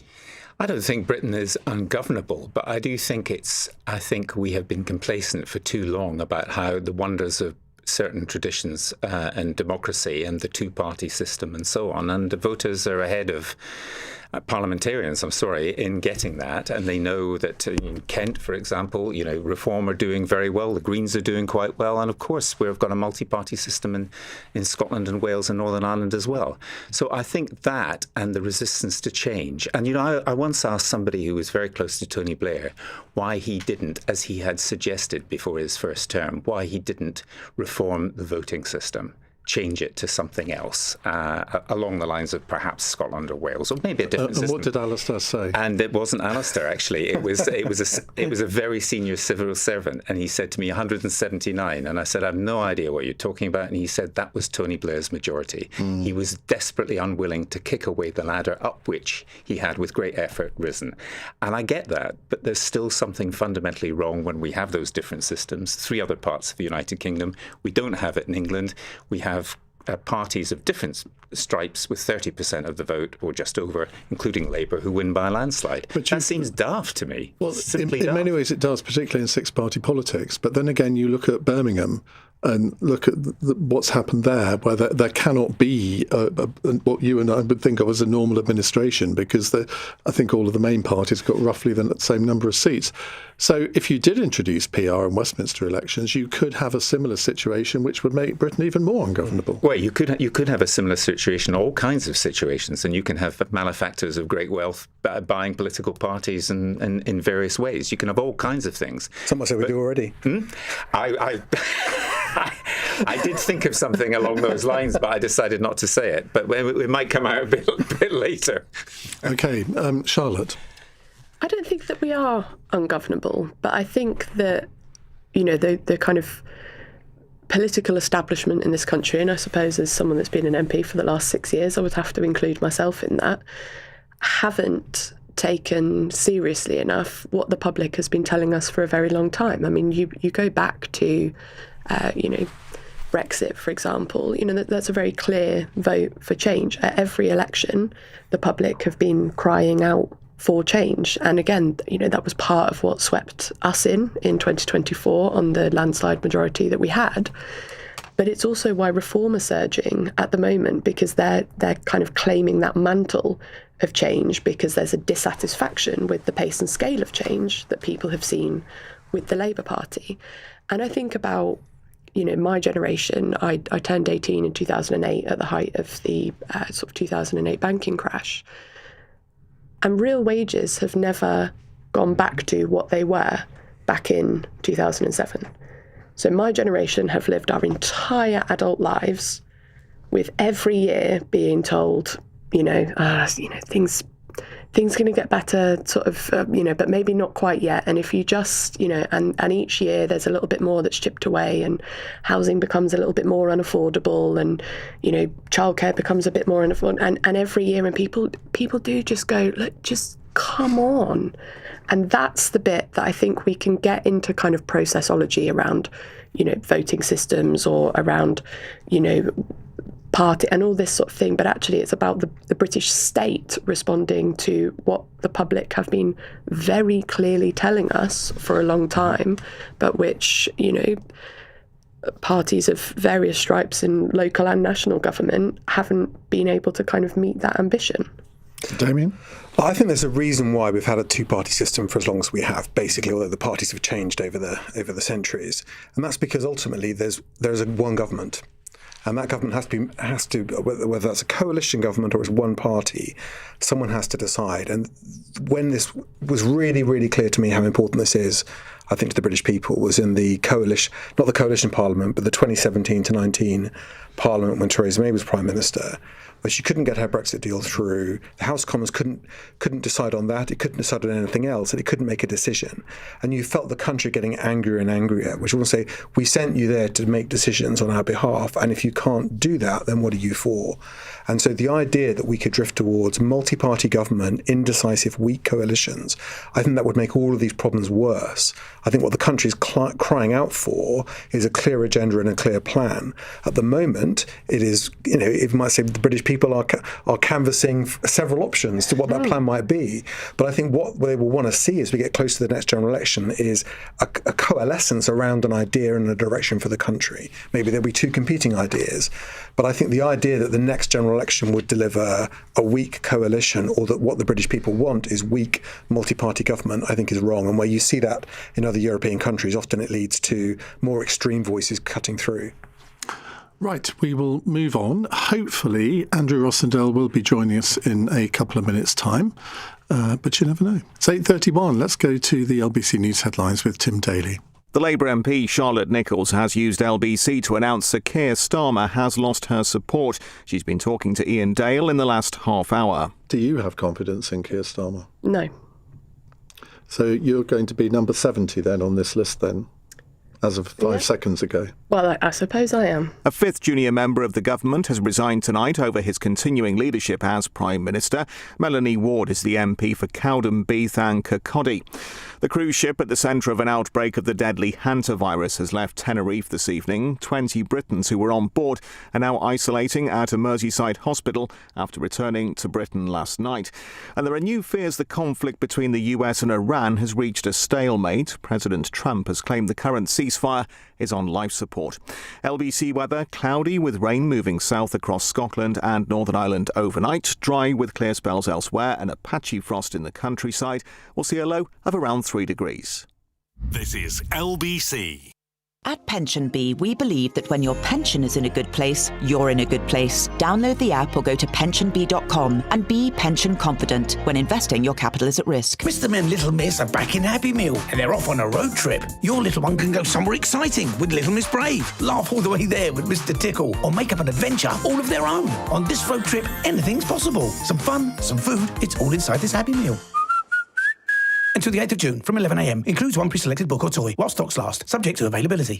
Tesco Insurance are driving down the cost of motoring with 10% off car insurance. Take out a car insurance policy before the 15th of May 2026 and you'll get 10% off with club card prices. We offer a range of cover options, so you can choose the one that's right for you. Save 10% when you buy or renew a car policy with Tesco Insurance. Search Tesco Car Insurance and get a quote direct today.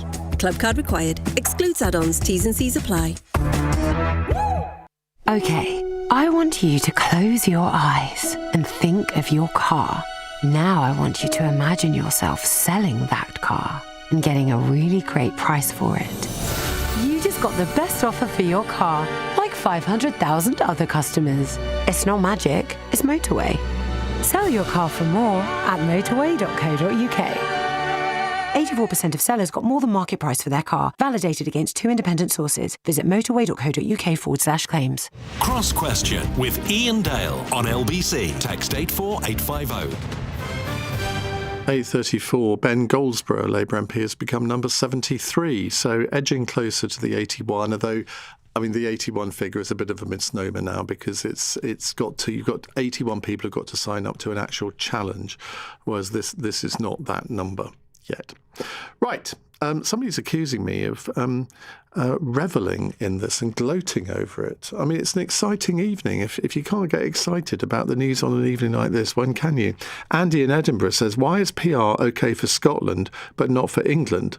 Or you could say, why is first past the post OK for England but not for Scotland, although it is in Westminster elections, of course. But let's not go down that road. Right. Kieran in Earl's Court says, if Keir Starmer is ousted as Prime Minister, should an immediate general election be called, given this scenario is the exact opposite of what the public was promised? Damien? I mean, the boring answer is no. I mean, we elect a party of government. The Prime Minister can change during that period of government, but the Labour Party still has a very large majority, and they will choose a new leader and continue to govern. That's the way our system works. But can you understand the frustration of the electorate? Because, I mean, having been through these leadership changes over the years, that is... I mean, if Keir Starmer resigned tonight, I can guarantee you that my switchboard will be full of people saying, well, we must have a general election then. Yeah, but I understand that, but we don't have a presidential system. We're not electing one person to govern the country. We're electing a team and their colleagues, with a leader. And therefore, I don't think the idea of having a general election every time the Prime Minister changes is what we should do. I think the government has a strong majority, and therefore it's incumbent on the Labour Party to choose a new leader, and we will all have our say in a few years' time. Charlotte? I mean, as Damien said, this isn't a presidential system, and that's not how our sort of constitutional settlement works here in the UK. It's been long established, and there's much precedent for it, particularly from the last Parliament. The change of Prime Minister doesn't mean an immediate general election. And turkeys don't vote for Christmas, do they? I mean, given the results of these local elections, you're not going to find many MPs saying, oh, yes, I think it would be appropriate to have a general election now.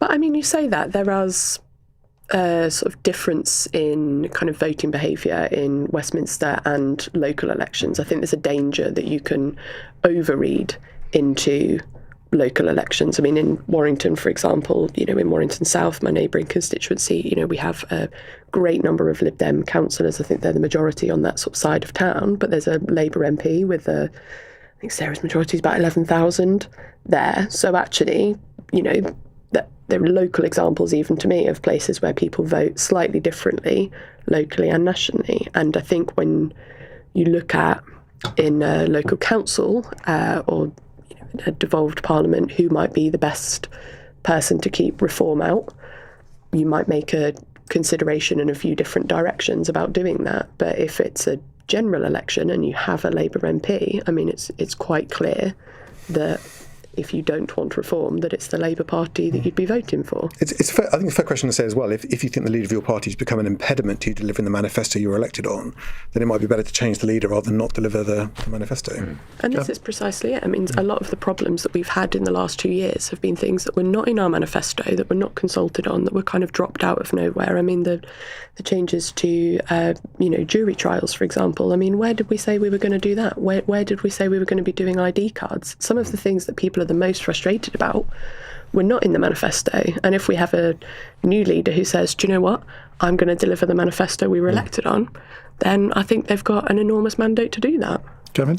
I definitely don't think that there's an appetite. I mean, obviously some people disagree, but I don't think there's an appetite for a general election now, and I think it would be disastrous. I mean, yet another kind of chopping and changing and weeks and weeks of campaigning. I don't think people are really up for it. I don't just mean MPs, I mean voters.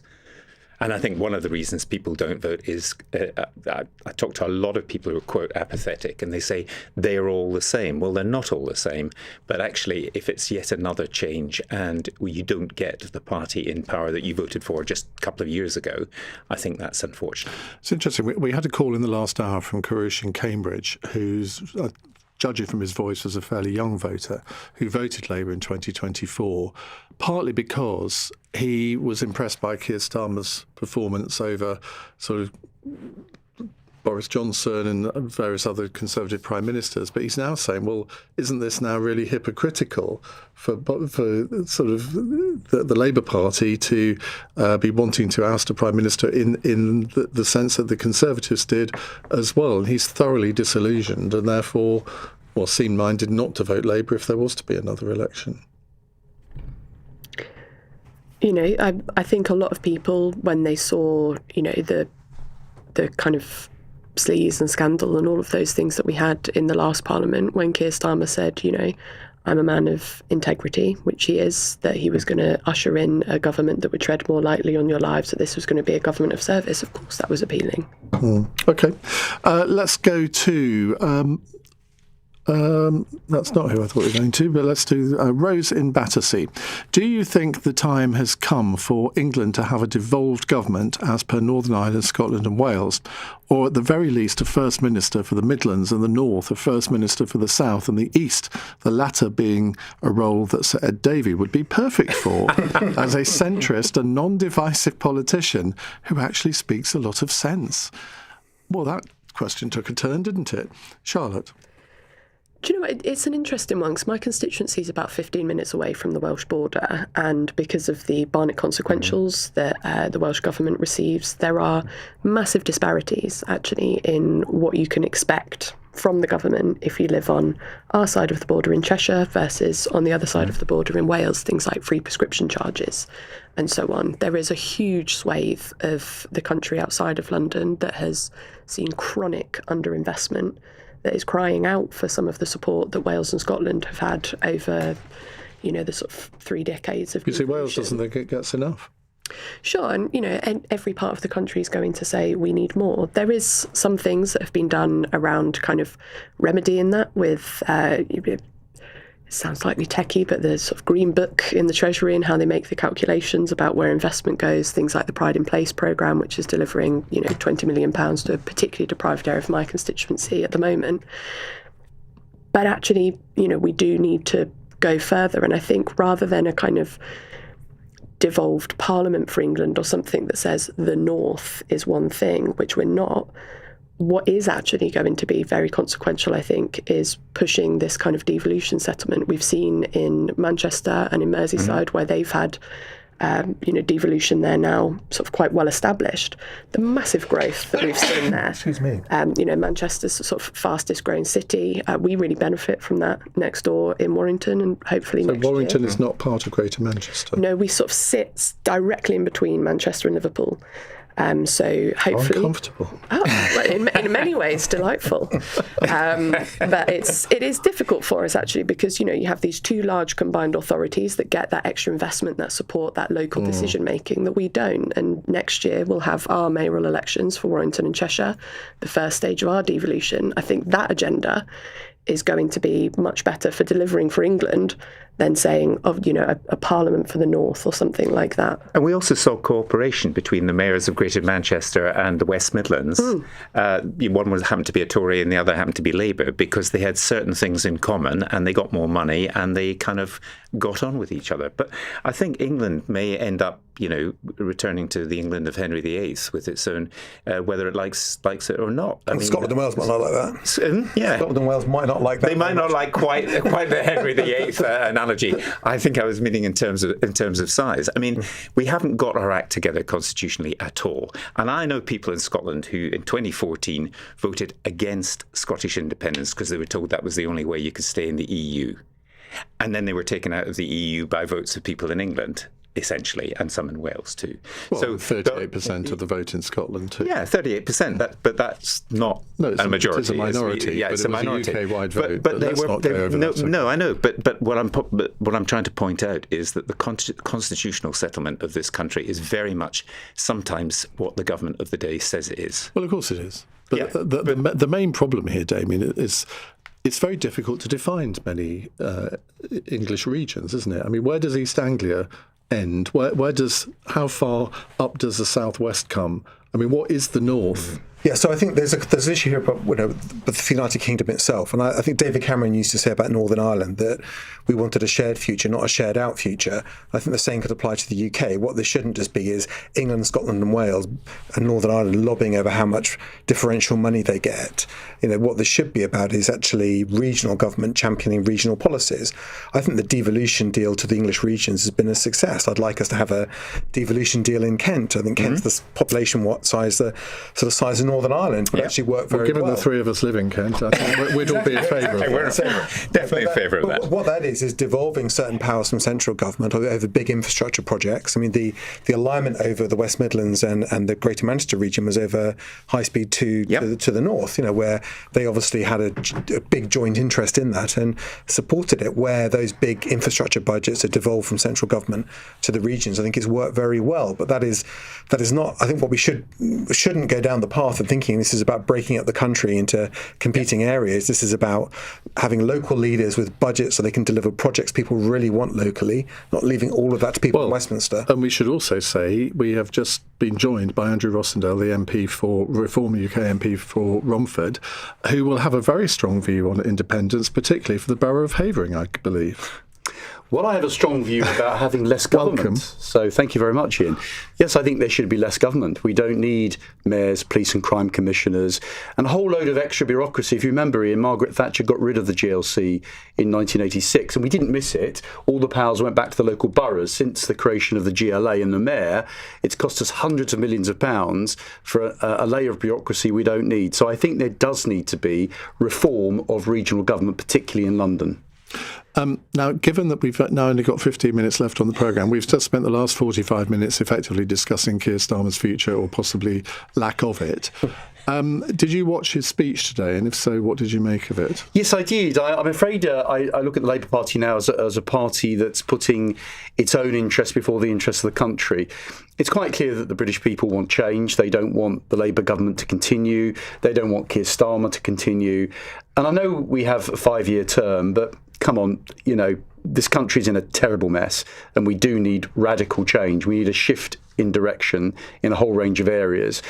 So I think that we need a general election. I know we're not going to get one, but we do need a general election. We need radical change to get our country in a better place. People were saying this back in sort of 2018, 2019, 2020, 2021, 2022, 2023. And we all know the reasons for that. And you would have argued, as somebody who respects the Constitution, that was just not on. We don't live in a presidential system. Look, I accept that, and we can't have a general election until I think it's August 29 is the last date. But the people are quite angry out there, Ian. They really are. I've never seen the mood of the country, and certainly in my area, and I campaigned in other parts of the country as well. I've never quite seen the mood the way it is at the moment. And they're angry against all politicians, actually, but they're angry against the two main parties that have governed this country for so long, and they've really administered decline, and they want a party and a government that actually believes in this country, is prepared to do radical things, jump out of the box and do things that perhaps the other parties have been too timid to deal with.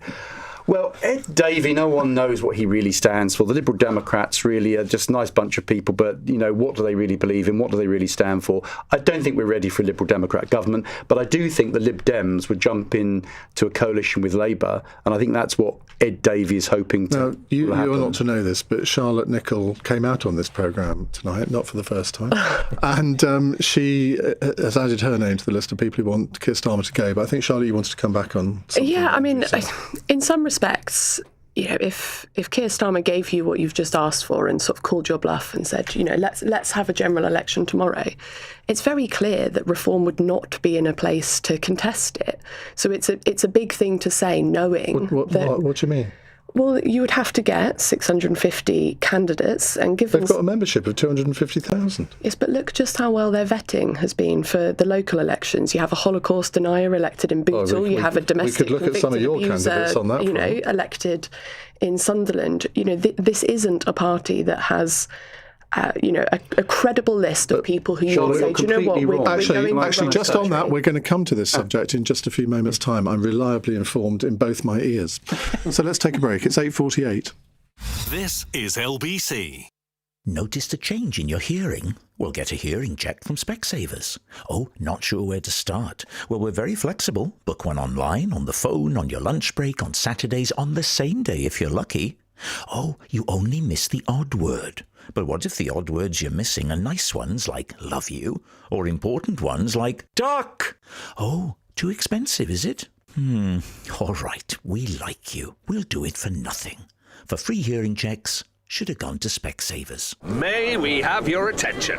Introducing the Volkswagen May event. Get an extra £1,000 towards your finance deposit with Solutions PCP 7.9% APR representative across the range, including the amazing Golf, Tiguan, and all-electric ID3. Major.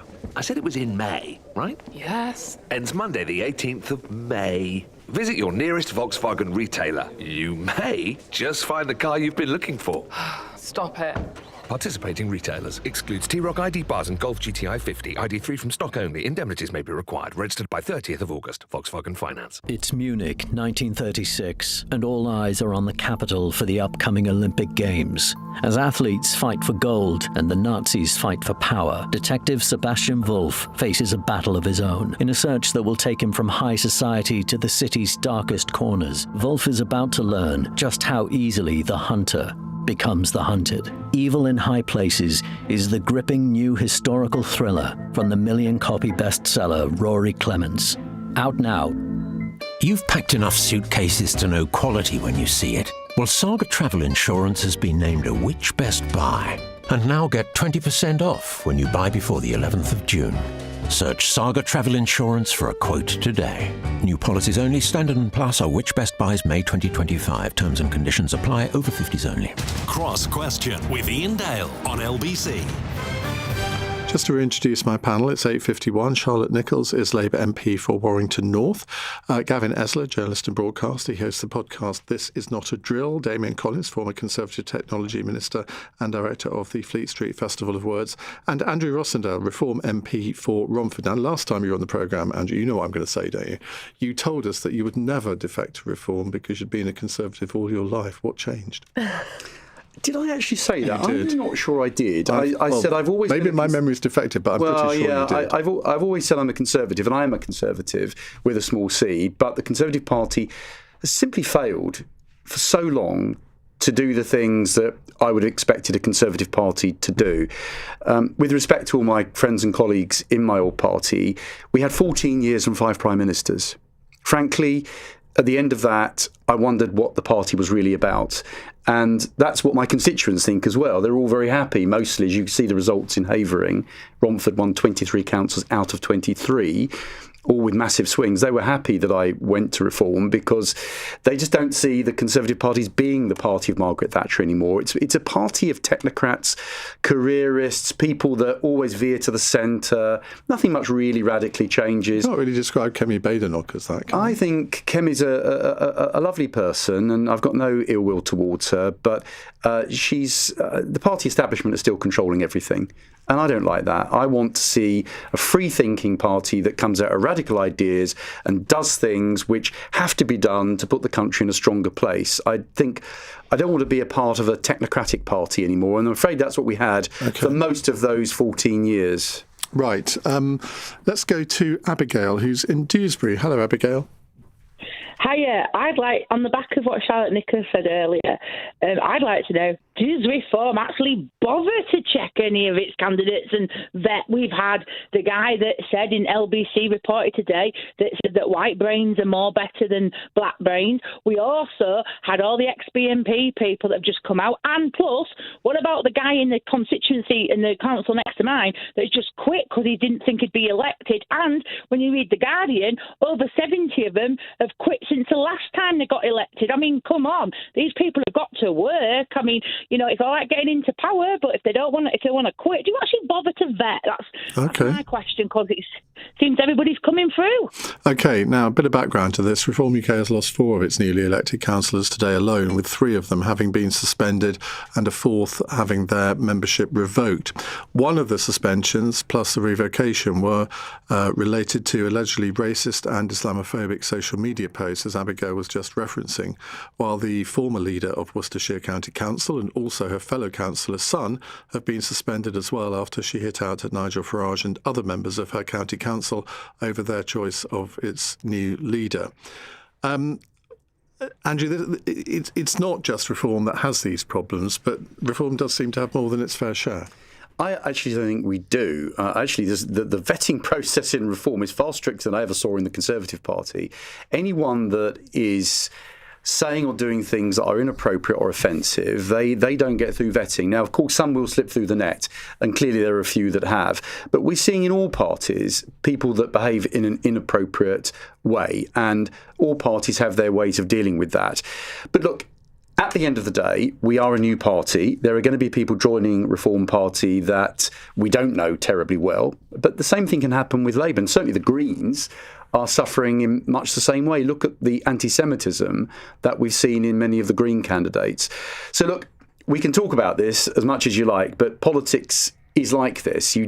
Bad people do get through, and it's the real test of a party is, do you deal with that person when you find that they're behaving inappropriately or they've done bad things, or do you let them carry on? We take action, and Nigel's very clear about this. If you behave in an inappropriate way or you're offensive, then you're no longer going to be in Reform UK. Gavin. Well, there's some people who think Nigel Farage himself behaves in an inappropriate way, and that's a bit of a difficulty for your party, it seems to me. I mean, I know £5 million for personal protection seems quite a lot to me. I don't know what you get for that, the entire parachute regiment, but that is it suggests that there may be problems further up the chain than new members of the party.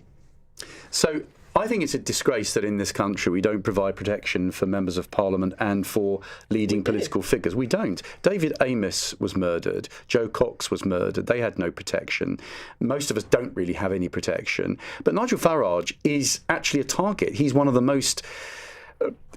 I would say he's one of the ones that really need the protection of all people in this country. What do you get for £5 million? Well, he's subsequently confirmed that £5 million was not ring-fenced for personal protection. That was a general donation, no strings attached, was given to him as a gift. And I think it is highly suspicious, I think, when an individual... Well, this is before he was a member of Parliament. But someone who was a leader of a political movement, regardless of whether he was about to... And quite shortly before he was about to stand for Parliament, receives a gift of that magnitude from a businessman who has very big business interests that align with a lot of Reform's policies, and then no one has to declare that, no one say anything about it. But how do you declare it if you're not a member of Parliament? Well, if you're not an elected official, you don't declare. You could have made a disclosure, I think, that there is a rule for new MPs that you're supposed to disclose anything within the previous 12 months that could have possibly an impact. So the real issue here is protection for leading public figures. The real issue is money going from a foreign crypto billionaire going to a quite possibly political an ex-Prime Minister, and he doesn't get any protection from the British state. Surely that's wrong. Well, you also say you can't have it both ways. You can't say this was a donation that was not linked to him being a public person because he wasn't a member of Parliament, and yet he should have received it and should have had it anyway. There's got to be one or the other. You're either saying he was a public person, he should have had the protection as a politician, and therefore he should have declared it. But as you know, David, it depends if you're an elected politician. Charlotte, it doesn't apply to people that aren't elected. But actually, if you are an elected politician, there's been an awful lot of work that's been done in Parliament over the last few years because of the rising violence and threats against MPs, because of the 2 murders of our colleagues that we've seen in the last decade. And while it's an imperfect system, it is very much based on your individual risk and threat assessment. And if Nigel Farage is as at threat as you say he is, actually, Mr. Speaker would move heaven and earth to make sure that he's getting the protection. Sorry, I'm going to have to call a close. Sorry, Damien, I'm going to have to call a close to this discussion because Steve Swinford, the political editor of The Times, and Dan Hodges from The Mail are both reporting that senior cabinet ministers have tonight gone into Downing Street to tell Keir Starmer it's time to go. Surprise, Charlotte? I mean, given the swell in the numbers of MPs who've raised sort of serious misgivings today, I'm perhaps not surprised. Now, what that ends up being, as I said, we're in uncharted waters because we don't have the same men in grey suits and 1922 committee ways of changing a leader that the Conservative Party does. But clearly there needs to be a serious conversation taking place about the Prime Minister's future and what a timetable looks like. Any other comments? I think it's inevitable, actually. And I think it's perhaps quickest done, the better, actually, for the Labour Party, but mostly for the country, which is what we care about. Because if it does happen, it would be quicker than I think most of us thought would happen. Exactly. Well, we will see. We're going to continue this in the next hour. But first, our fun question. We can't finish without the fun question. It's a tradition. Christian in Harlow says, if he is soon to depart Downing Street, which hobby would really suit Keir Starmer? Damien. Maybe Subbuteo. There's slightly plastic football figures. He can replay Arsenal trying to win you can replay VAR against West Ham at the weekend. Oh, you just had to go there, didn't you? Charlotte? Well, he is a flautist, so maybe he can spend more time playing the flute. Yeah. I knew his father was a toolmaker, but I didn't. He did music lessons with Fatboy Slim, where he learned the flute at school. Goodness me. Gavin? Well, I was going to say toolmaker, but I now have to say something else. I think he could think of a hobby as organising personal protection for Nigel Farage. That would be a... Andrew? Well, I think he should go exploring, maybe to the Chagos Islands. And when the Chagosians go back there, he can perhaps work on the islands with the Chagosians, who I hope will be returning to their homeland soon. You can go camping with Adam Holloway there. So. Well, I've got another idea. I think he could become a bus driver because he's very good at throwing his colleagues under them. Very good. Yeah. Biting satire there from LBC. Right, thank you all very much indeed for your contributions to tonight's programme. On tomorrow's panel, we have the Labour MP Tonia Antionazzi, who said this evening that it is genuinely time for Keir Starmer to step aside as PM, along with the Conservative Shadow Transport Secretary Richard Holden, Novara Media's Ash Sarkar, plus the Daily Telegraph columnist Annabel Denham.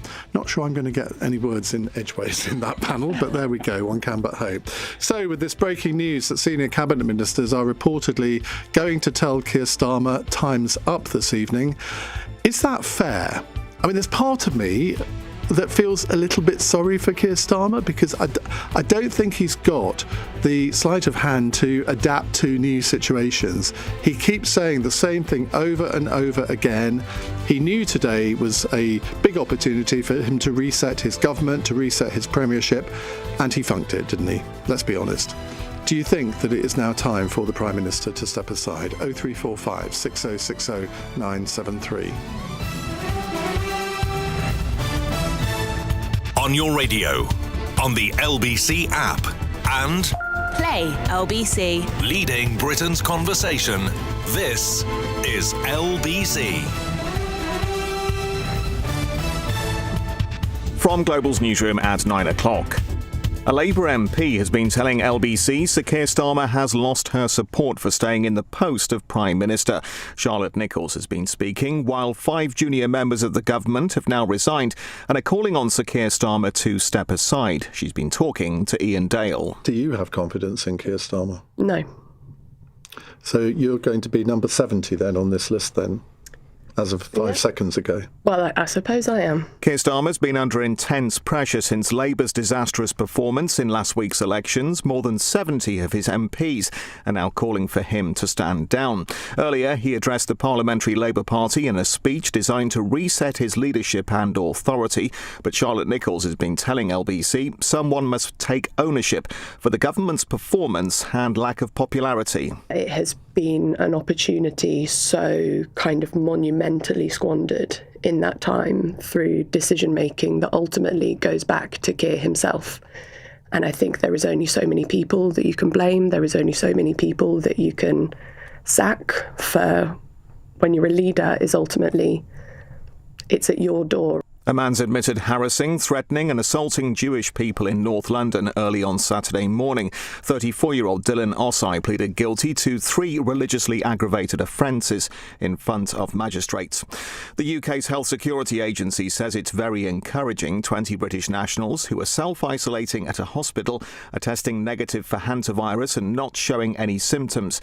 They've been quarantined at Arrow Park on Merseyside since arriving back in the country last night. LBC's Liam Gotting has spent the evening at the hospital on the Wirral. What we are hearing is that less than 24 hours after these 20 Brits began quarantining here at Arrow Park Hospital, we're hearing that it won't be long before some of them are actually able to leave. We understand that there are those that are able to quarantine safely at home will be released from the hospital here as soon as tomorrow. A 31-year-old man from California has denied trying to assassinate President Trump. During the White House Correspondents' Dinner, Cole Allen has also pleaded guilty, or not guilty rather, to firearm offences and assaulting an officer. In the city, the FTSE 100 closed up 36 points at 10,269. The pound buys $1.36 and €1.15. LBC weather cloudy with rain moving south across Scotland and Northern Ireland overnight, dry with clear spells elsewhere, and a patchy frost in places. We'll see a low of around 3 degrees. From Global's newsroom, for LBC, I'm Tim Daly. I've looked after my kids since they were born. Now they've got kids. I still want to look after them. I don't want them struggling to make decisions about my money or my health if I can't. So we made a lasting power of attorney. Now, if I can't speak for myself, they'll speak for me. It's a weight off for all of us, isn't it? Yes, Mum. Lasting power of attorney. Search your voice, your decision. This is LBC from Global, leading Britain's conversation with Iain Dale.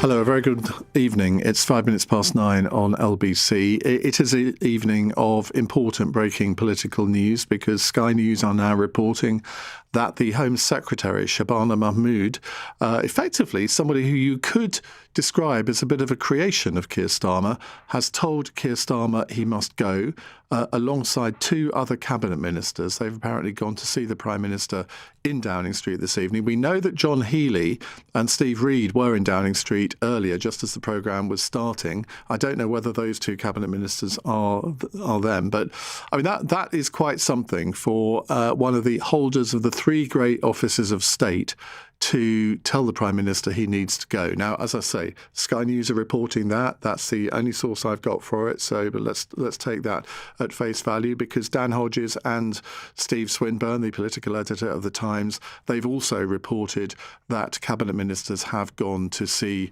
Keir Starmer this evening. We're going to obviously bring you more on that as we get it. There are now 75 MPs.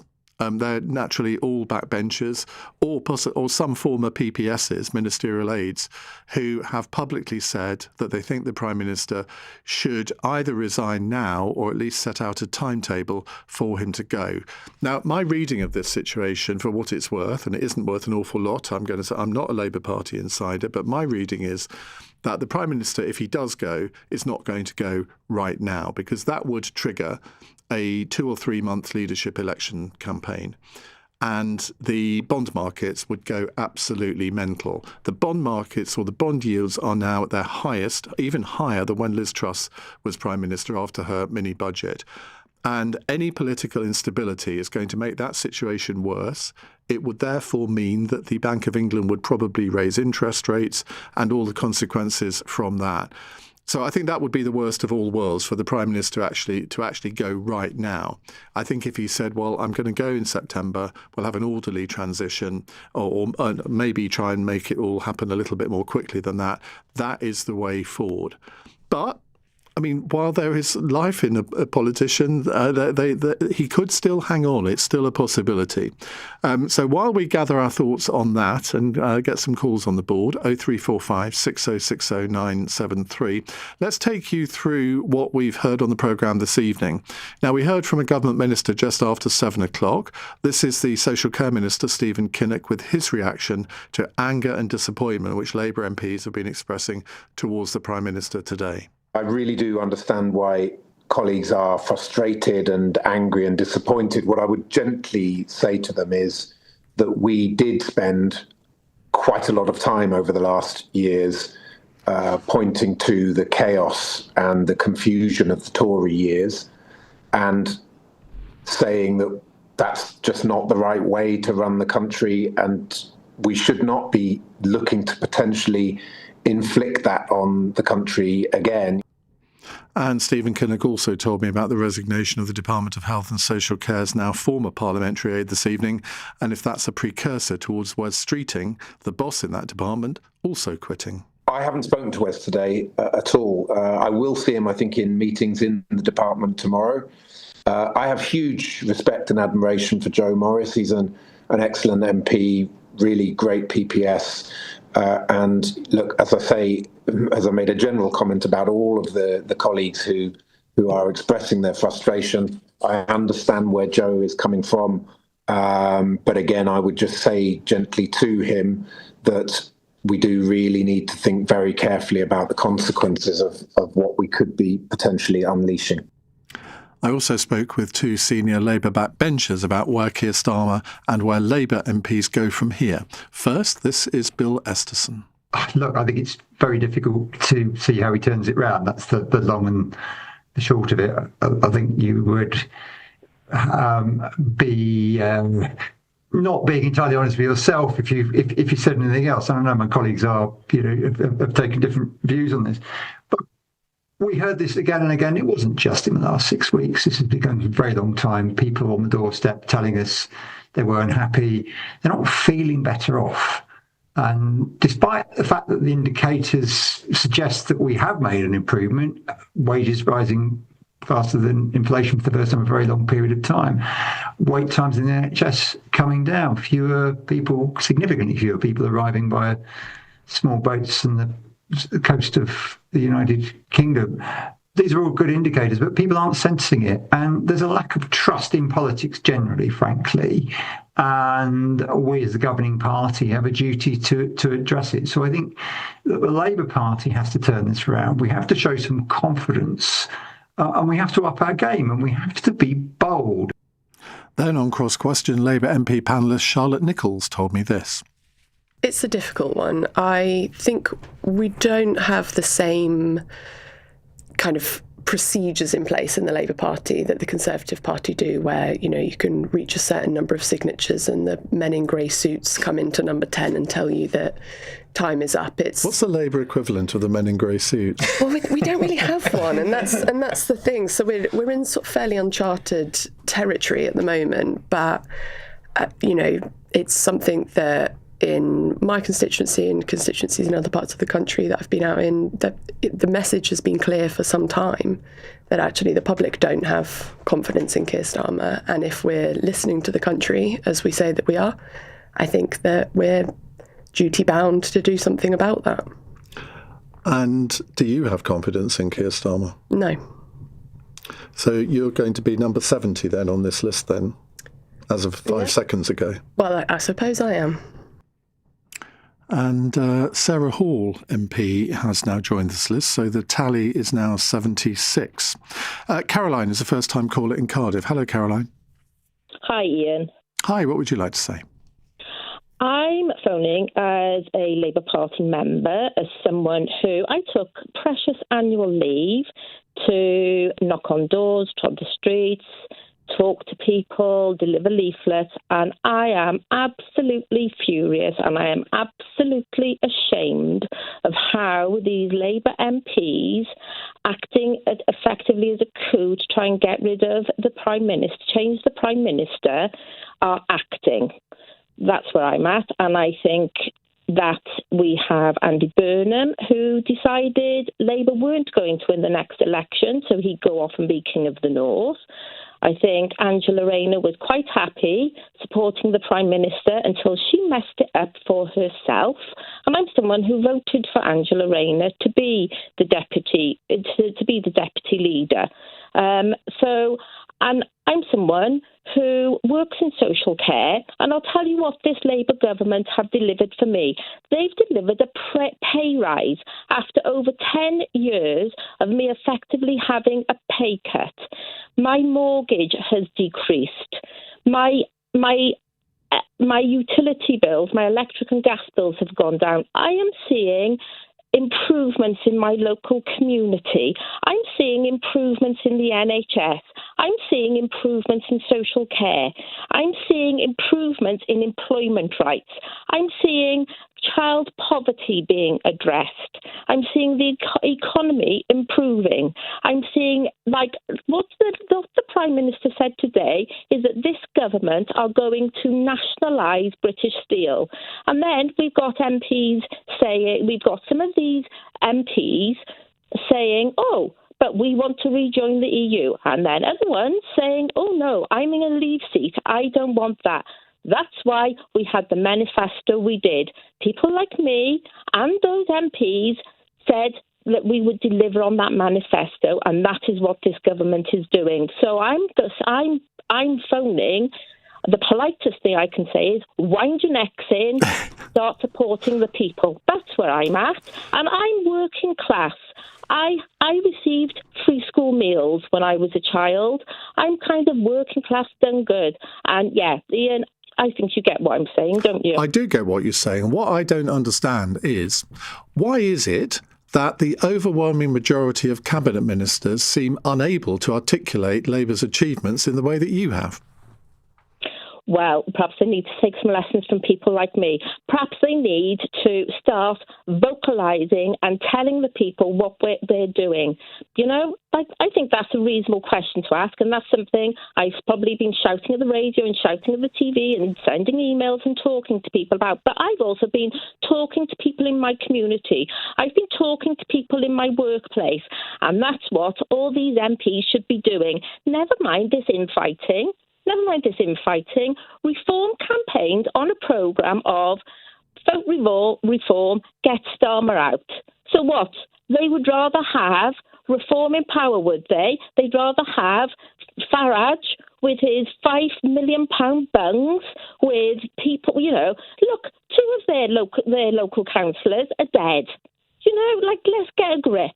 Get a grip, Labour Party. Collective responsibility. I am absolutely in agreement with what Preet Gill was saying and what Stephen Kinnick was saying. You know, Stephen Kinnick represents Port Talbot. There's investment going into Port Talbot. Yeah. They need to be talking about this, not doing this backstabbing.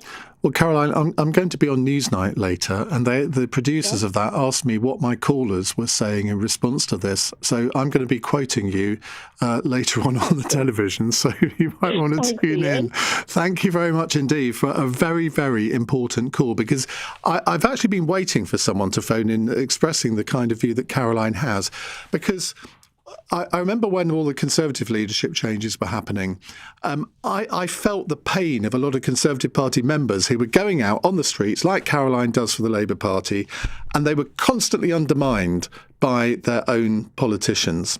And it's not a nice feeling. 16 minutes past 9.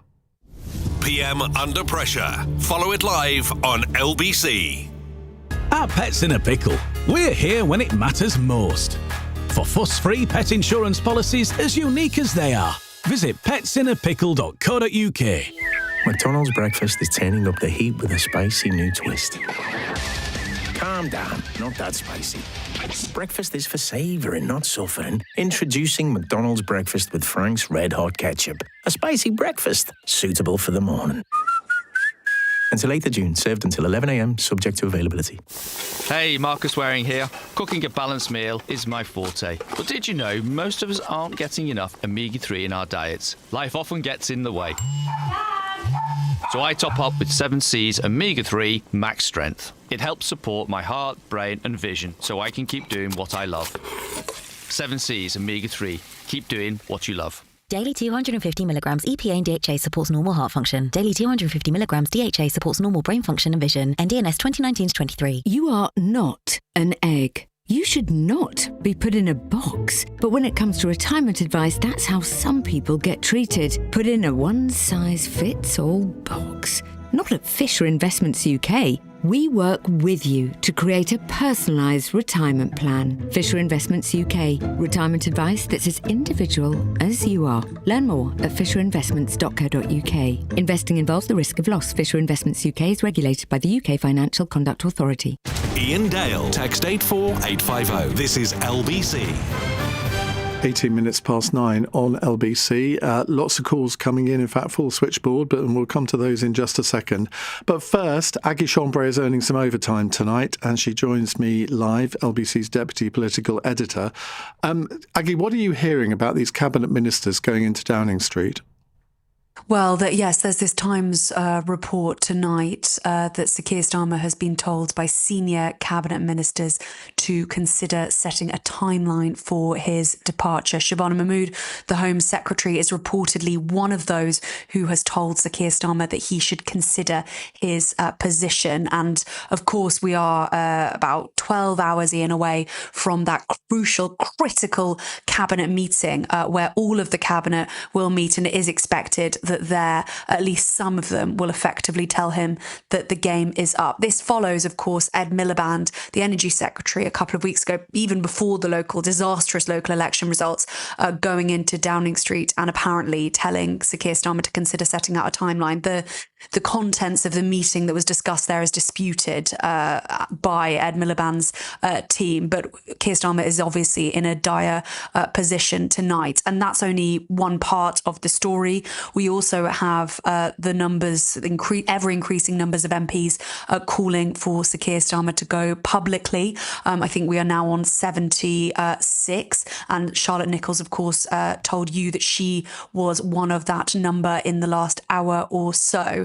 Separately to that, we have three parliamentary private secretaries who have resigned their position to call for Keir Starmer to go, and that is as well as another one who has called for him to go, has not yet resigned her position, Sally Jameson from the Home Office. Interesting as well, Sally Jameson from the Home Office, a ministerial aide in Shabana Mahmood's department. And then, of course, we have Catherine West's letter, and there are reports around tonight that now 80 Labour MPs have signed that letter, which is calling on the Prime Minister to set out a timetable for his departure. Now, as we discussed on your programme earlier, Iain, that 80 figure doesn't really mean anything in terms of the Catherine West, the former minister's letter, because to get to 81, for that to have any meaning, it has to be 81 named MPs behind a specific challenger who is challenging the Prime Minister.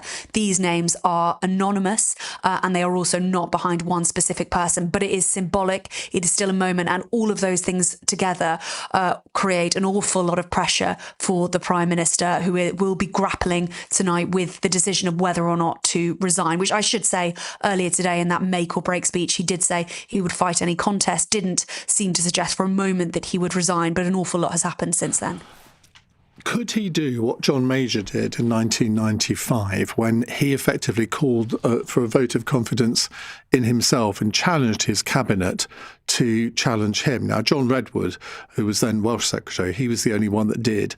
And it was a pretty close run thing because John Major had decided that if there were 220, if he didn't get, I think it was from memory, something like 220 votes, then he would stand down. He actually got 218, but didn't stand down. Now, constitutionally, he could do that, couldn't he? He could do that. I think the strength of feeling among his party, it would be a very, very risky thing to do. But he could absolutely kind of call a vote of confidence in himself. He doesn't have to go anywhere unless, under the rules, unless he's specifically challenged by an MP in his party. I say MP because that's important, because Andy Burnham couldn't do it at the moment, but an MP in his party, and suggestions that Wes Streeting, the Health Secretary, may be intending to do exactly that. And then that person has 81 MPs, and then they need 5% of local constituency parties. And then they also need affiliate groups as instead of that, if they're not going to get the local constituency groups. And then they would go to the members. And Sir Keir Starmer said he would be he would want to go up against that challenger as well. So that is the only way to get rid of him. All of this pressure, it means an awful lot, but in a rule sense, it means absolutely nothing. What about the fact that it's the King's speech on Wednesday? I mean, could that save Keir Starmer in the short term? Because, I mean, how can he stand up and open that debate if tonight his cabinet, or tomorrow his cabinet, are telling him he's got to go? Well, and I think that's a really interesting point, because I think the King's speech was specifically put so close to the local elections, the elections in Wales and Scotland, for that exact reason. It puts the King in a very, very difficult position, or it could put the King in a very, very difficult position. And they will be grappling with that. They will be working out what to do. That's a decision Keir Starmer will have to make. But of course, no one in the government would put the King in a difficult position. And on Wednesday, he would be standing up and reading out the government's priorities over the next Parliament, and something, either maybe Keir Starmer would have already announced that he was resigning, or that speech is going to be outdated extremely quickly. But either way, I think you're right to raise it, because it is absolutely something I'm sure that will be a consideration. It is also possible for a Prime Minister to resign as leader of their own party, but continue as Prime Minister. I'm trying to think of an example where that's happened in the past. I think Neville Chamberlain did that, didn't he, in 1940, where he resigned as... No, it's the other way round. He resigned as Prime Minister but stayed as leader of his party. But it is possible for Keir Starmer to say, OK, well, you want me to resign as leader of the Labour Party, I'll do that, but I was elected for a full term and I'm going to stay. But that really would then throw the gauntlet down to challengers, wouldn't it? I think that feels not really feasible at this stage. But he could, as we say, he could absolutely carry on as leader of the Labour Party and as Prime Minister. And the trouble is, I read you out all of those numbers at the beginning, Iain. At the moment, a lot of those MPs disagree on what they want, on who they want, on how they want, on when they want it. And that does actually make a challenge to the Prime Minister quite difficult because, they're not all coalescing. A lot of them are coalescing around the idea of Andy Burnham, but, he's not an MP. Some of them are coalescing around Wes Streeting, but not all of them, far from it, and definitely not all of the members. And some of them are coalescing around Angela Rayner. But it's all complicated, and they all, if you read the statements that MPs are putting out when they post on social media saying that he should resign, they're all saying slightly different, and in some cases very different things.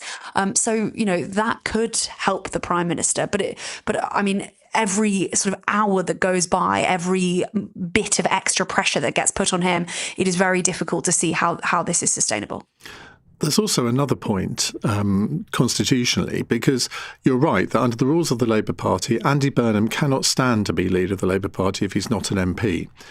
Now, Keir Starmer effectively controls the Labour Party National Executive Committee because he got him blocked in February, didn't he?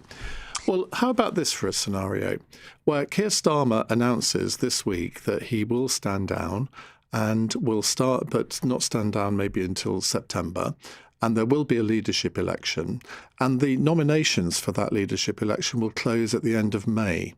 There is no prospect of Andy Burnham being able to win a seat in a by-election before the end of May, is there? No, there absolutely isn't. I think that would be an impossibility. And as you say, Keir Starmer is in charge of that timeline to an extent.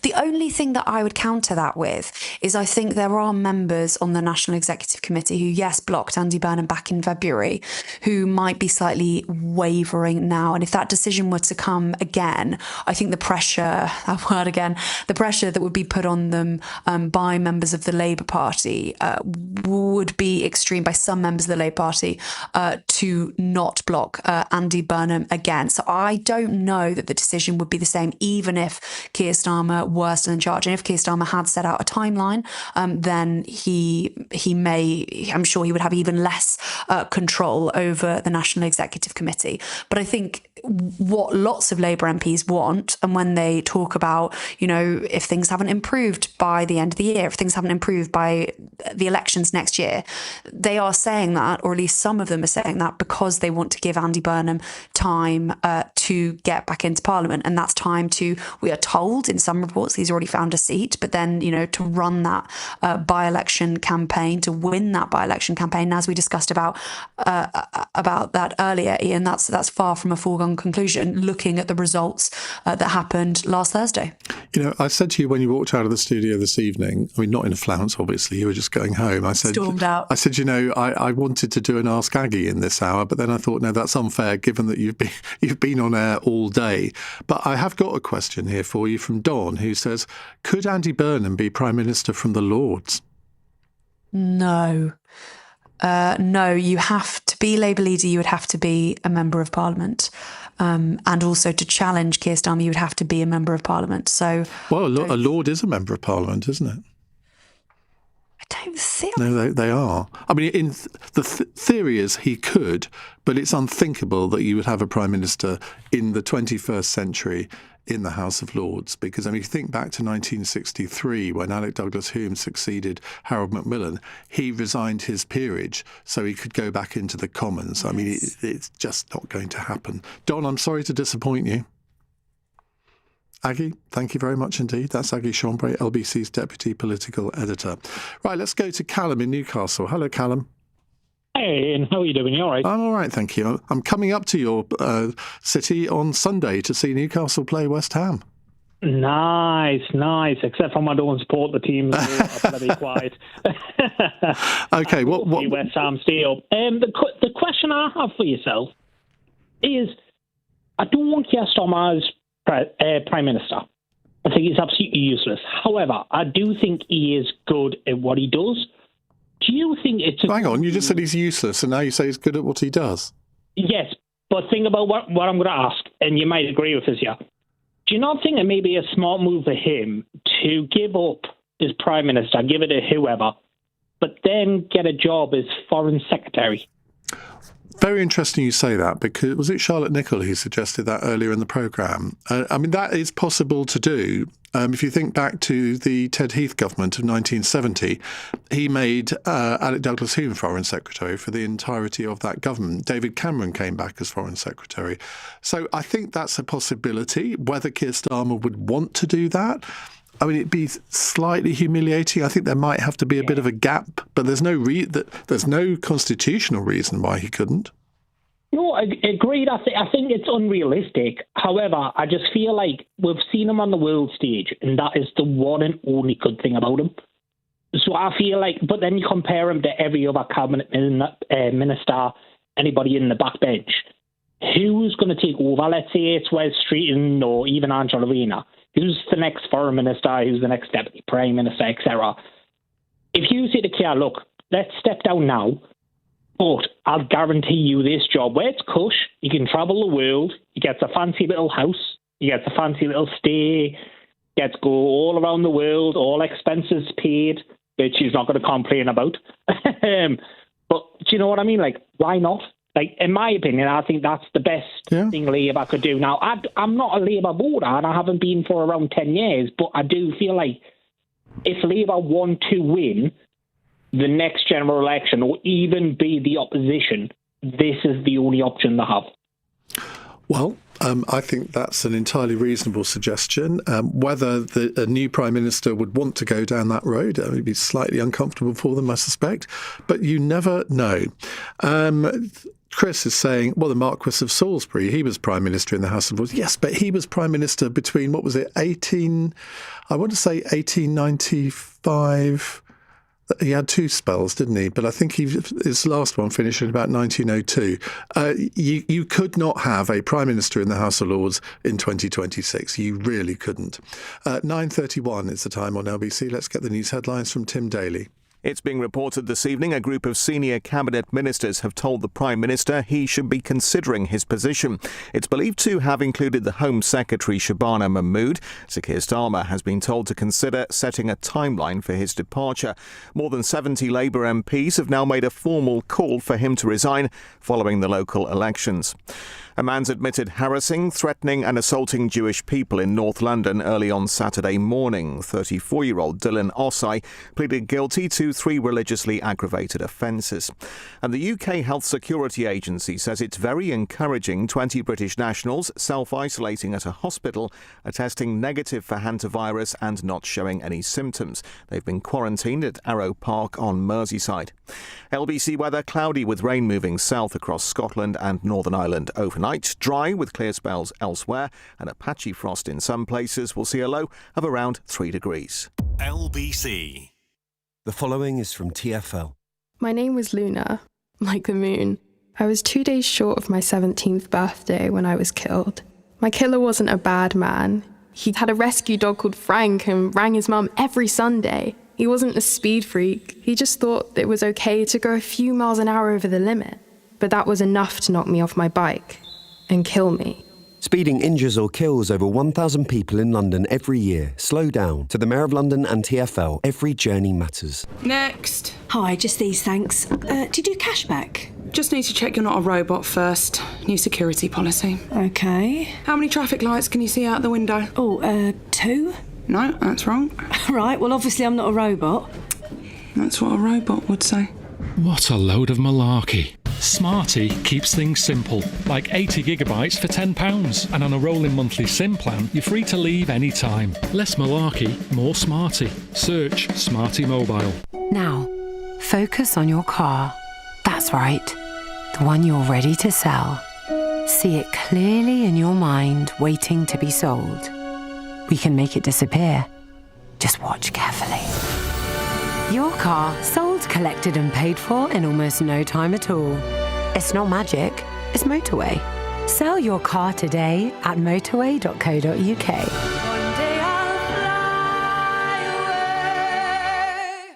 Iain Dale on LBC. Text 84850.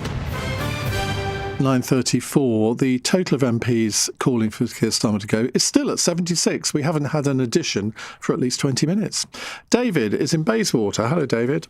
Oh, hello. Hi again. Yeah, so I think the Labour MPs are being completely disingenuous about this whole situation. They know that even if they change Keir Starmer and put in Andy Burnham or anyone else, no one can change the situation this country is in. It's due to external forces like the war in Iran and many other prevailing economic winds. It's been this situation for many years. It's all a complete sham. They're just hanging him out to dry to show the public that they're doing something about the situation. But they know that it's not going to change anything materially, on the ground. I'm so angry about this because I don't like the man, to be honest, but he's been victimized.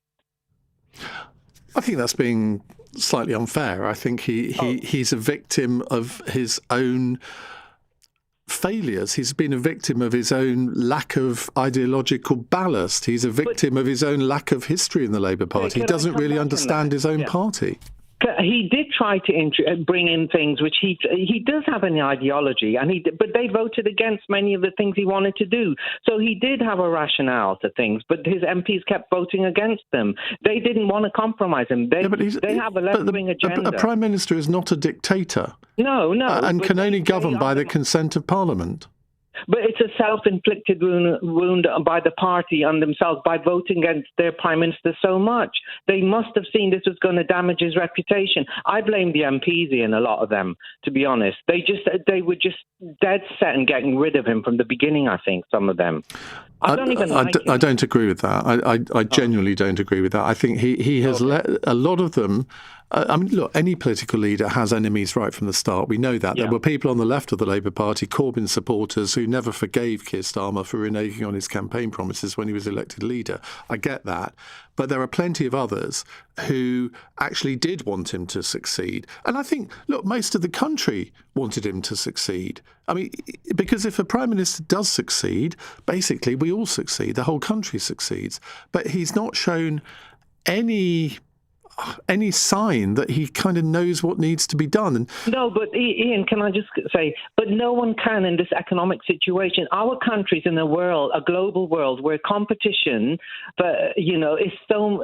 Other countries, people are paid less, they produce goods for less. We are in a world is dog eat dog. It's a jungle out there. We are. We are, yeah, but we have our own economic policy, and we don't have to do things which damage the economy, like put up national insurance for employers, which kills jobs. Yeah, but he was caught between and betwixt, because if he put it on tax, people would have revolted.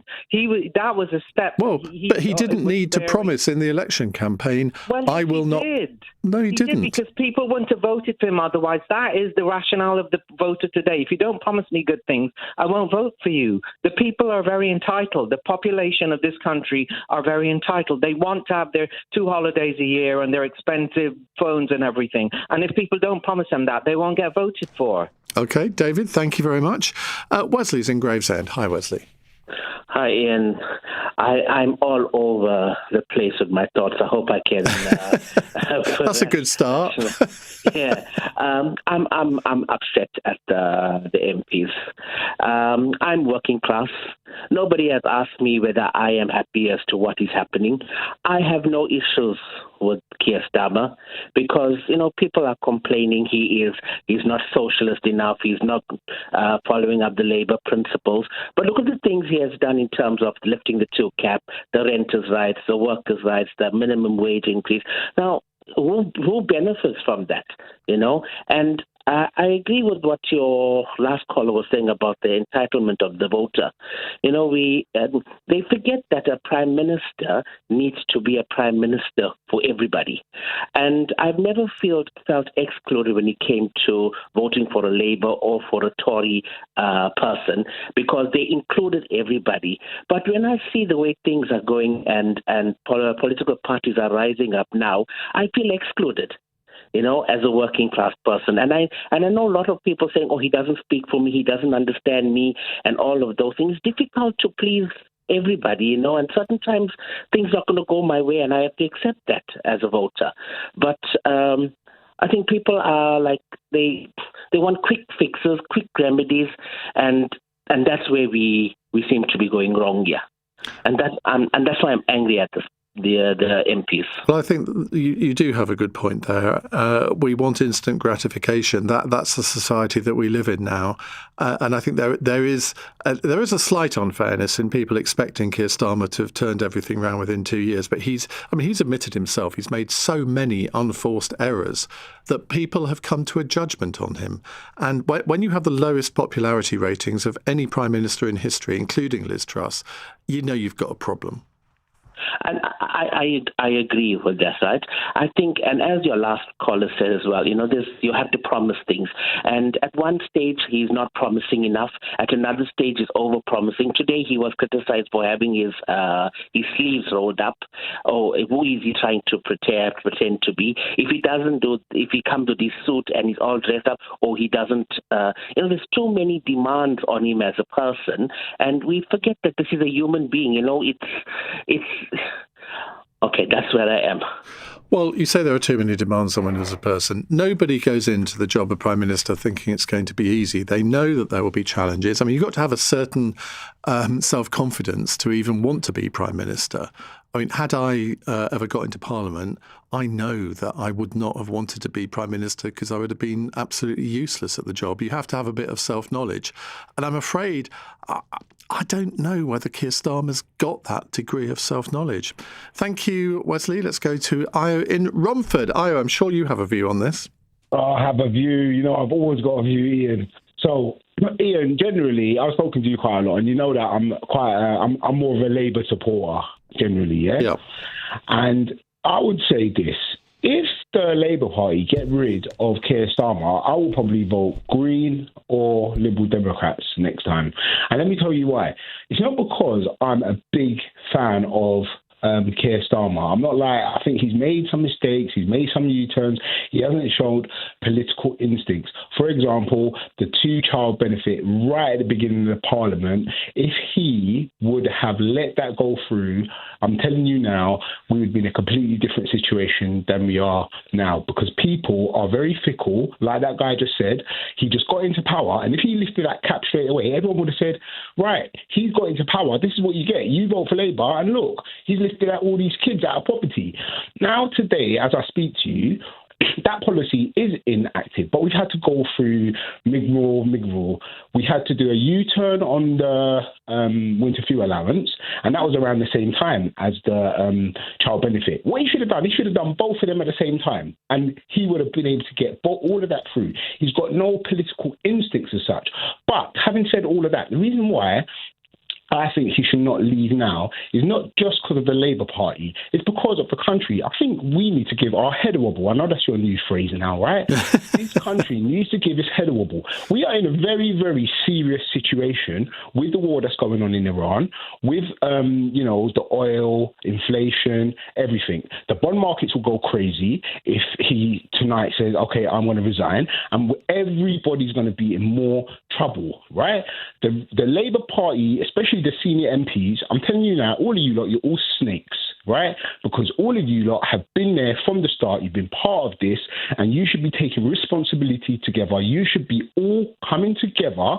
Even if you want to get Andy Burnham in, get him in and bring him into the tent, bring him into the team, yeah, and face a different thing. The biggest problem the Labour Party had from the start is they kept chasing reform.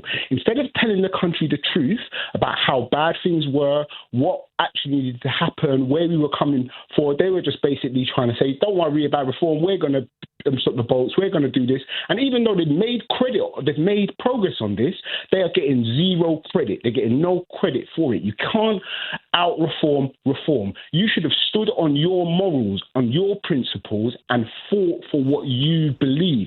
And today, when he gave his speech, you know what I would have wanted to hear?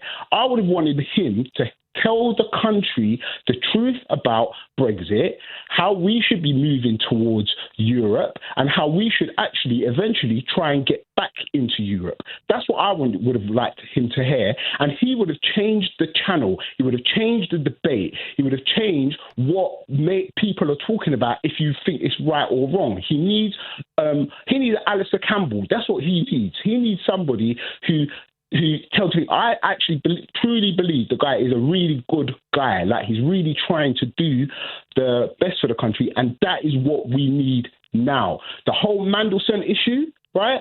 I think we should sweep that under the carpet. He did that for the benefit of the country.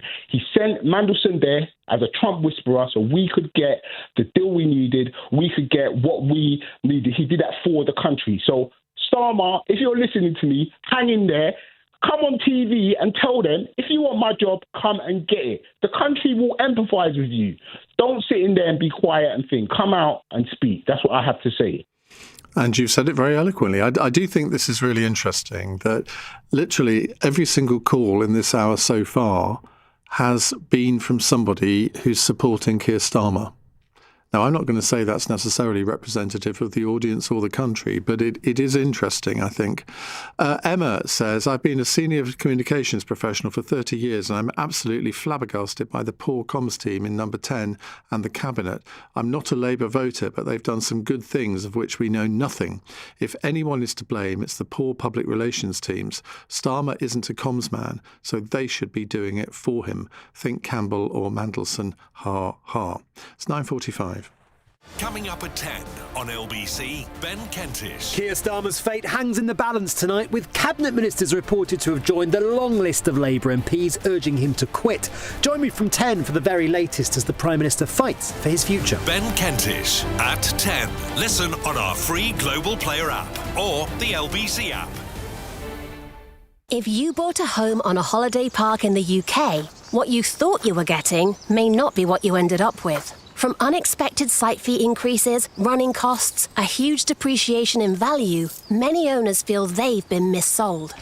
If you think this might be you, holidayparkadvicecentre.co.uk could help you receive the compensation you're entitled to. Text ASSIST to 78900 to find out more. That's ASSIST to 78900. The following is from TfL.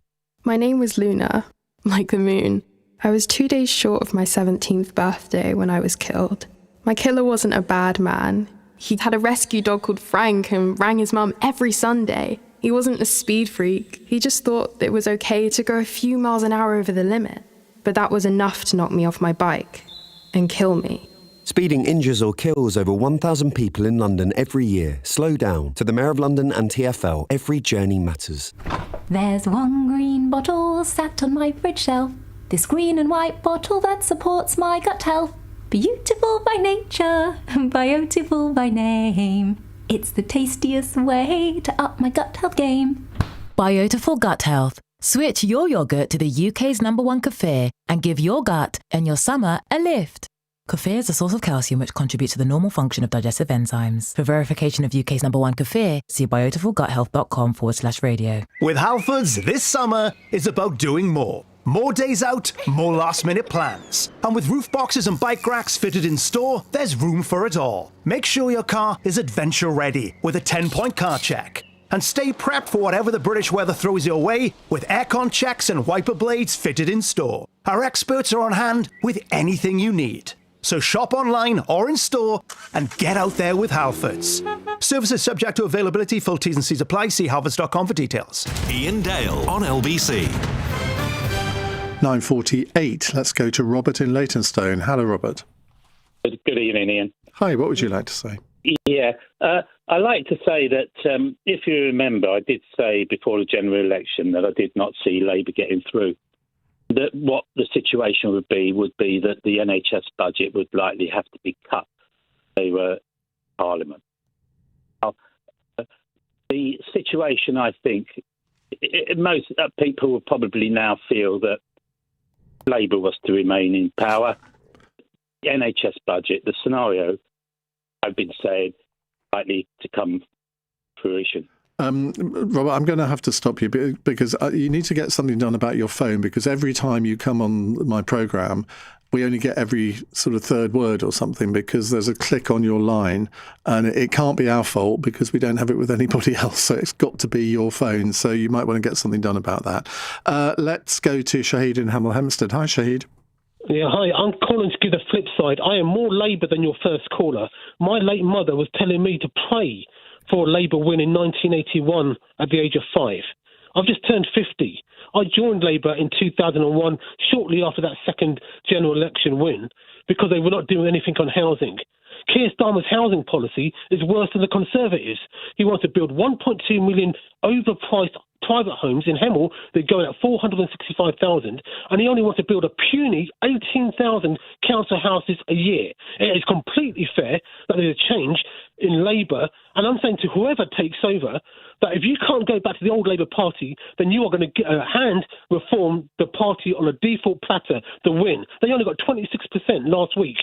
And you are handing, and I'm saying that to SNP and to Reform, and maybe to the Green. Maybe the Greens have got a housing policy, but none of them got the guts to sing from the rooftops what I've been screaming about for 25 years. The public never asked for Labour to change to a continuity Conservative party. That was Neil Kinnock, that was a gang of four that formed the SDP, and then Gordon Brown and Neil Kinnock, they went along with it even more. But I've never ever heard, I've never ever read, I started following politics closely every single day, daily from 1990.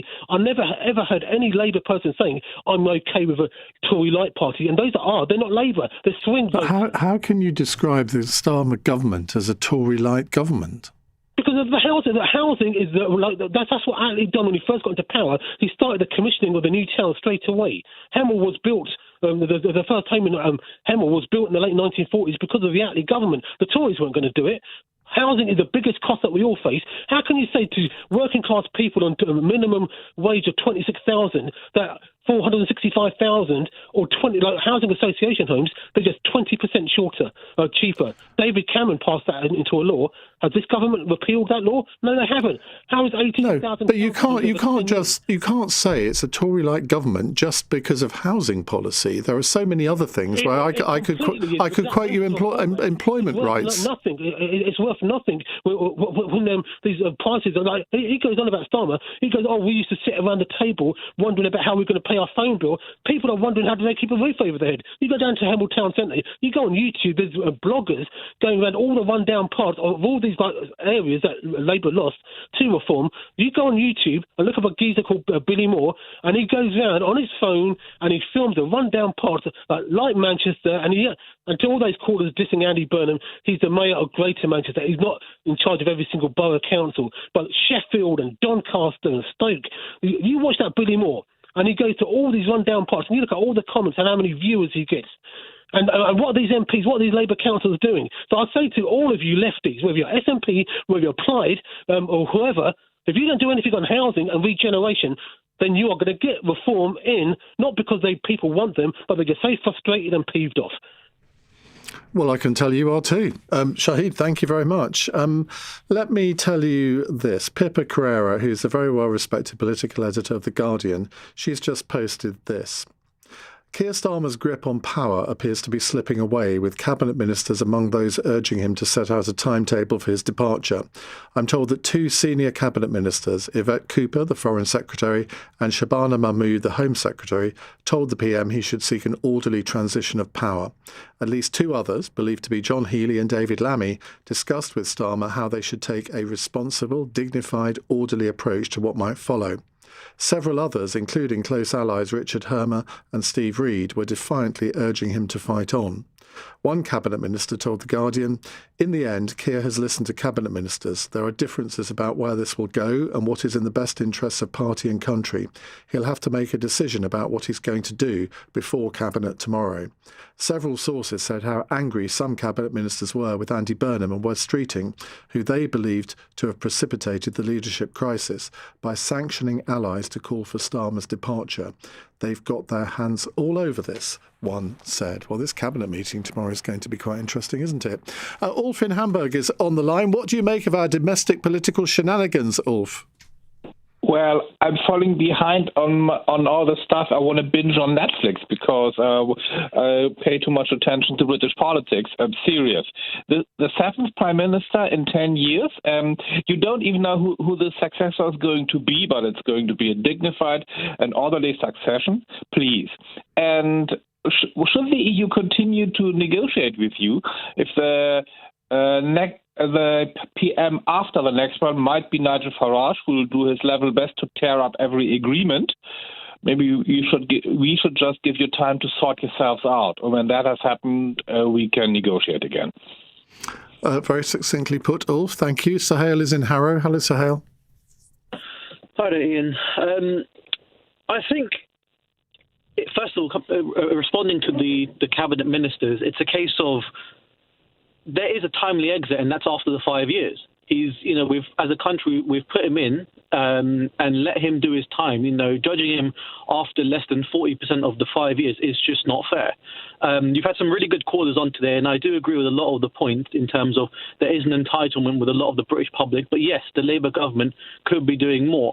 But I want to pick on just something that Caroline said, and it's a really good thing, which is the government is not actually getting the message across to what exactly they're doing. There might be some really good things that they're doing, but as a country, it's not in there. Everyone wants these short snippets, and they're just not, I feel like they're 20 years ago in terms of their marketing. It feels like they've run a marathon but acted like they've run a 10K. But if you look at the Conservative and some of these other parties, they're doing the complete opposite. Reform, they're acting like they've just saved the country, but they haven't actually even got in power. Labour have got a lot to do. But also they've got to show the country what they're doing, and people will actually, be at ease to know, okay, I've done this, I've done this, I've done this. Nationalising the steel should be a massive story, but it's a side part to this this pansy crisis where everyone seems to be playing a little stabby game. They need to just pull their socks up. And I kind of got you until you said about the nationalisation of steel, because steel is basically already nationalised, and if they wanted to do it properly, they could have done it right from the start, and they would have saved the Port Talbot plant. But it's too late now. Yeah, sorry. Okay, I agree with that, but I was just using that as a today example. But there's a lot more that could have been done, and they just need to announce it better. It's simple as that. And I think one of your callers was quite treading Cadge's name. Be a bit more honest with the public. The country is in a dire state due to some of the things that have happened before, some of the things that are happening now, but also there are situations which are not in their control. So you have to be frank and honest, but also publicise what the heck you're doing over the last 2 years. All right, Sohail, thank you very much. Jeff's in Bromley. Jeff, you will be our final caller. What's your view?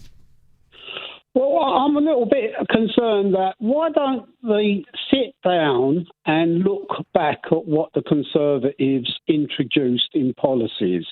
The country's being choked financially. We're all being choked financially. Why don't they reverse things like Trump got into power and reverse a lot of Biden's policies and sign them all off?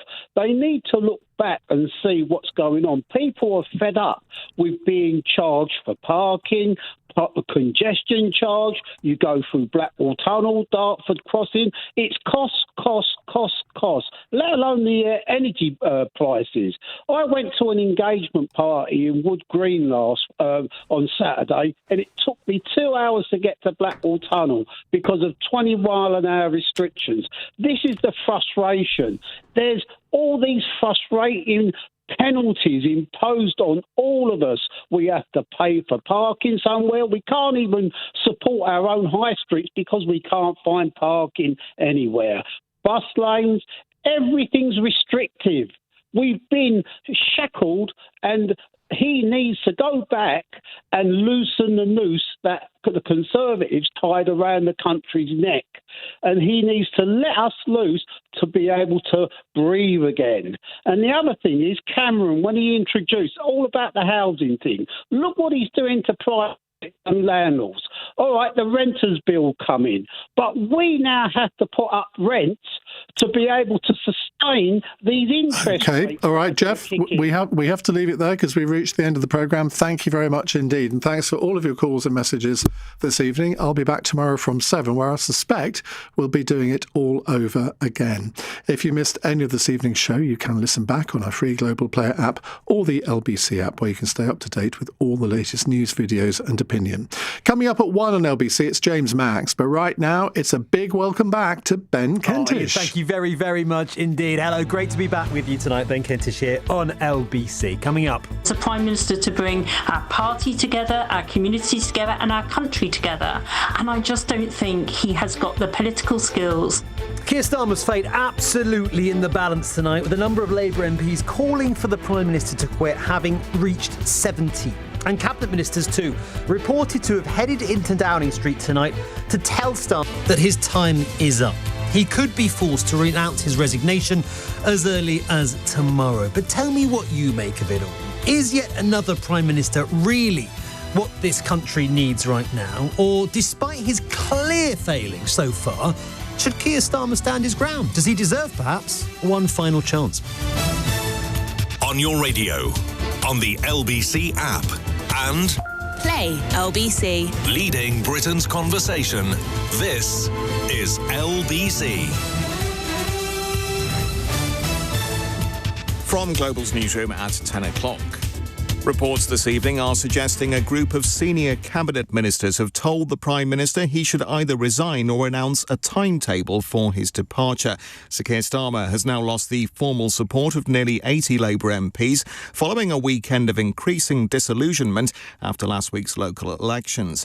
LBC's deputy political editor Aggie Chambray has been following the latest developments. Shabana Mahmood, the Home Secretary, is reportedly one of those who has told Sir Keir Starmer that he should consider his position. And of course, we are about 12 hours away from that crucial, critical cabinet meeting where all of the cabinet will meet, and it is expected that there, at least some of them, will effectively tell him that the game is up. 5 junior members of the government have also resigned over the continuing presence of Sir Keir Starmer in Downing Street. The Care Minister, Stephen Kinnick, has been telling LBC he understands his colleagues' frustration, but he was also warning there are limits. What I would gently say to them is that we did spend quite a lot of time over the last years pointing to the chaos and the confusion of the Tory years, saying that that's just not the right way to run the country. We should not be looking to potentially inflict that on the country again. Stay with Ben Kentish here on LBC for continuing coverage of the political upheavals in the government. Some of the 20 Britons who've been quarantined after leaving the cruise ship hit by the deadly hantavirus are being prepared for release. They've been at Arrow Park Hospital on Merseyside, but those who can isolate at home will be allowed to leave. Mark Felder is a professor of microbiology. He's been telling LBC the risks associated with releasing people are low. When they are under isolation at home, they are within their 4 walls at home, and you can't catch this virus just by passing it. Although the Andes virus does pass from human to human, it does so in a very ineffective manner.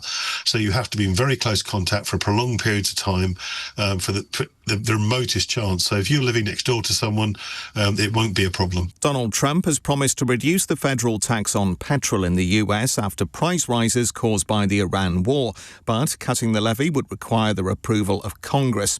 In the city, the FTSE 100 has closed up 36 points at 10,269. The pound will buy $1.36 and €1.15. LBC weather, cloudy with rain moving across Scotland and Northern Ireland overnight, dry with clear spells elsewhere and a patchy frost in the countryside. We'll see a low of around 3 degrees. From Global's newsroom, for LBC, I'm Tim Daly. This is LBC from Global, leading Britain's conversation with Ben Kentish. It's just gone 10 o'clock. Ben Kentish here with you on LBC. Hello there. A very, very good evening indeed. It's lovely to be back with you and great to have your company tonight. Coming up, there is only so many people that you can blame. There is only so many people that you can sack. When you're a leader, it's at your door. Breaking reports this evening that senior cabinet ministers have been in Downing Street in the last couple of hours to tell Keir Starmer that his time as Prime Minister is up. We'll bring you the very latest throughout the show. You'll hear from both the Prime Minister's allies and his critics. Plus, I know I have my doubters. And I know I need to prove them wrong, and I will. Hard to believe, isn't it, that it's less than 2 years since Keir Starmer was basking in the glory of that historic general election win. So just why has he made himself so stunningly unpopular in such a short space of time? Where did it go so wrong for this Prime Minister? Get your thoughts on that after 11. 0345 6060 973. Text 84850. This is LBC. A very, very good evening indeed to you this Monday night. Tonight, Keir Starmer's fate as Prime Minister, his future in Downing Street, is hanging by the thinnest of threads. Having begun the day with a desperate last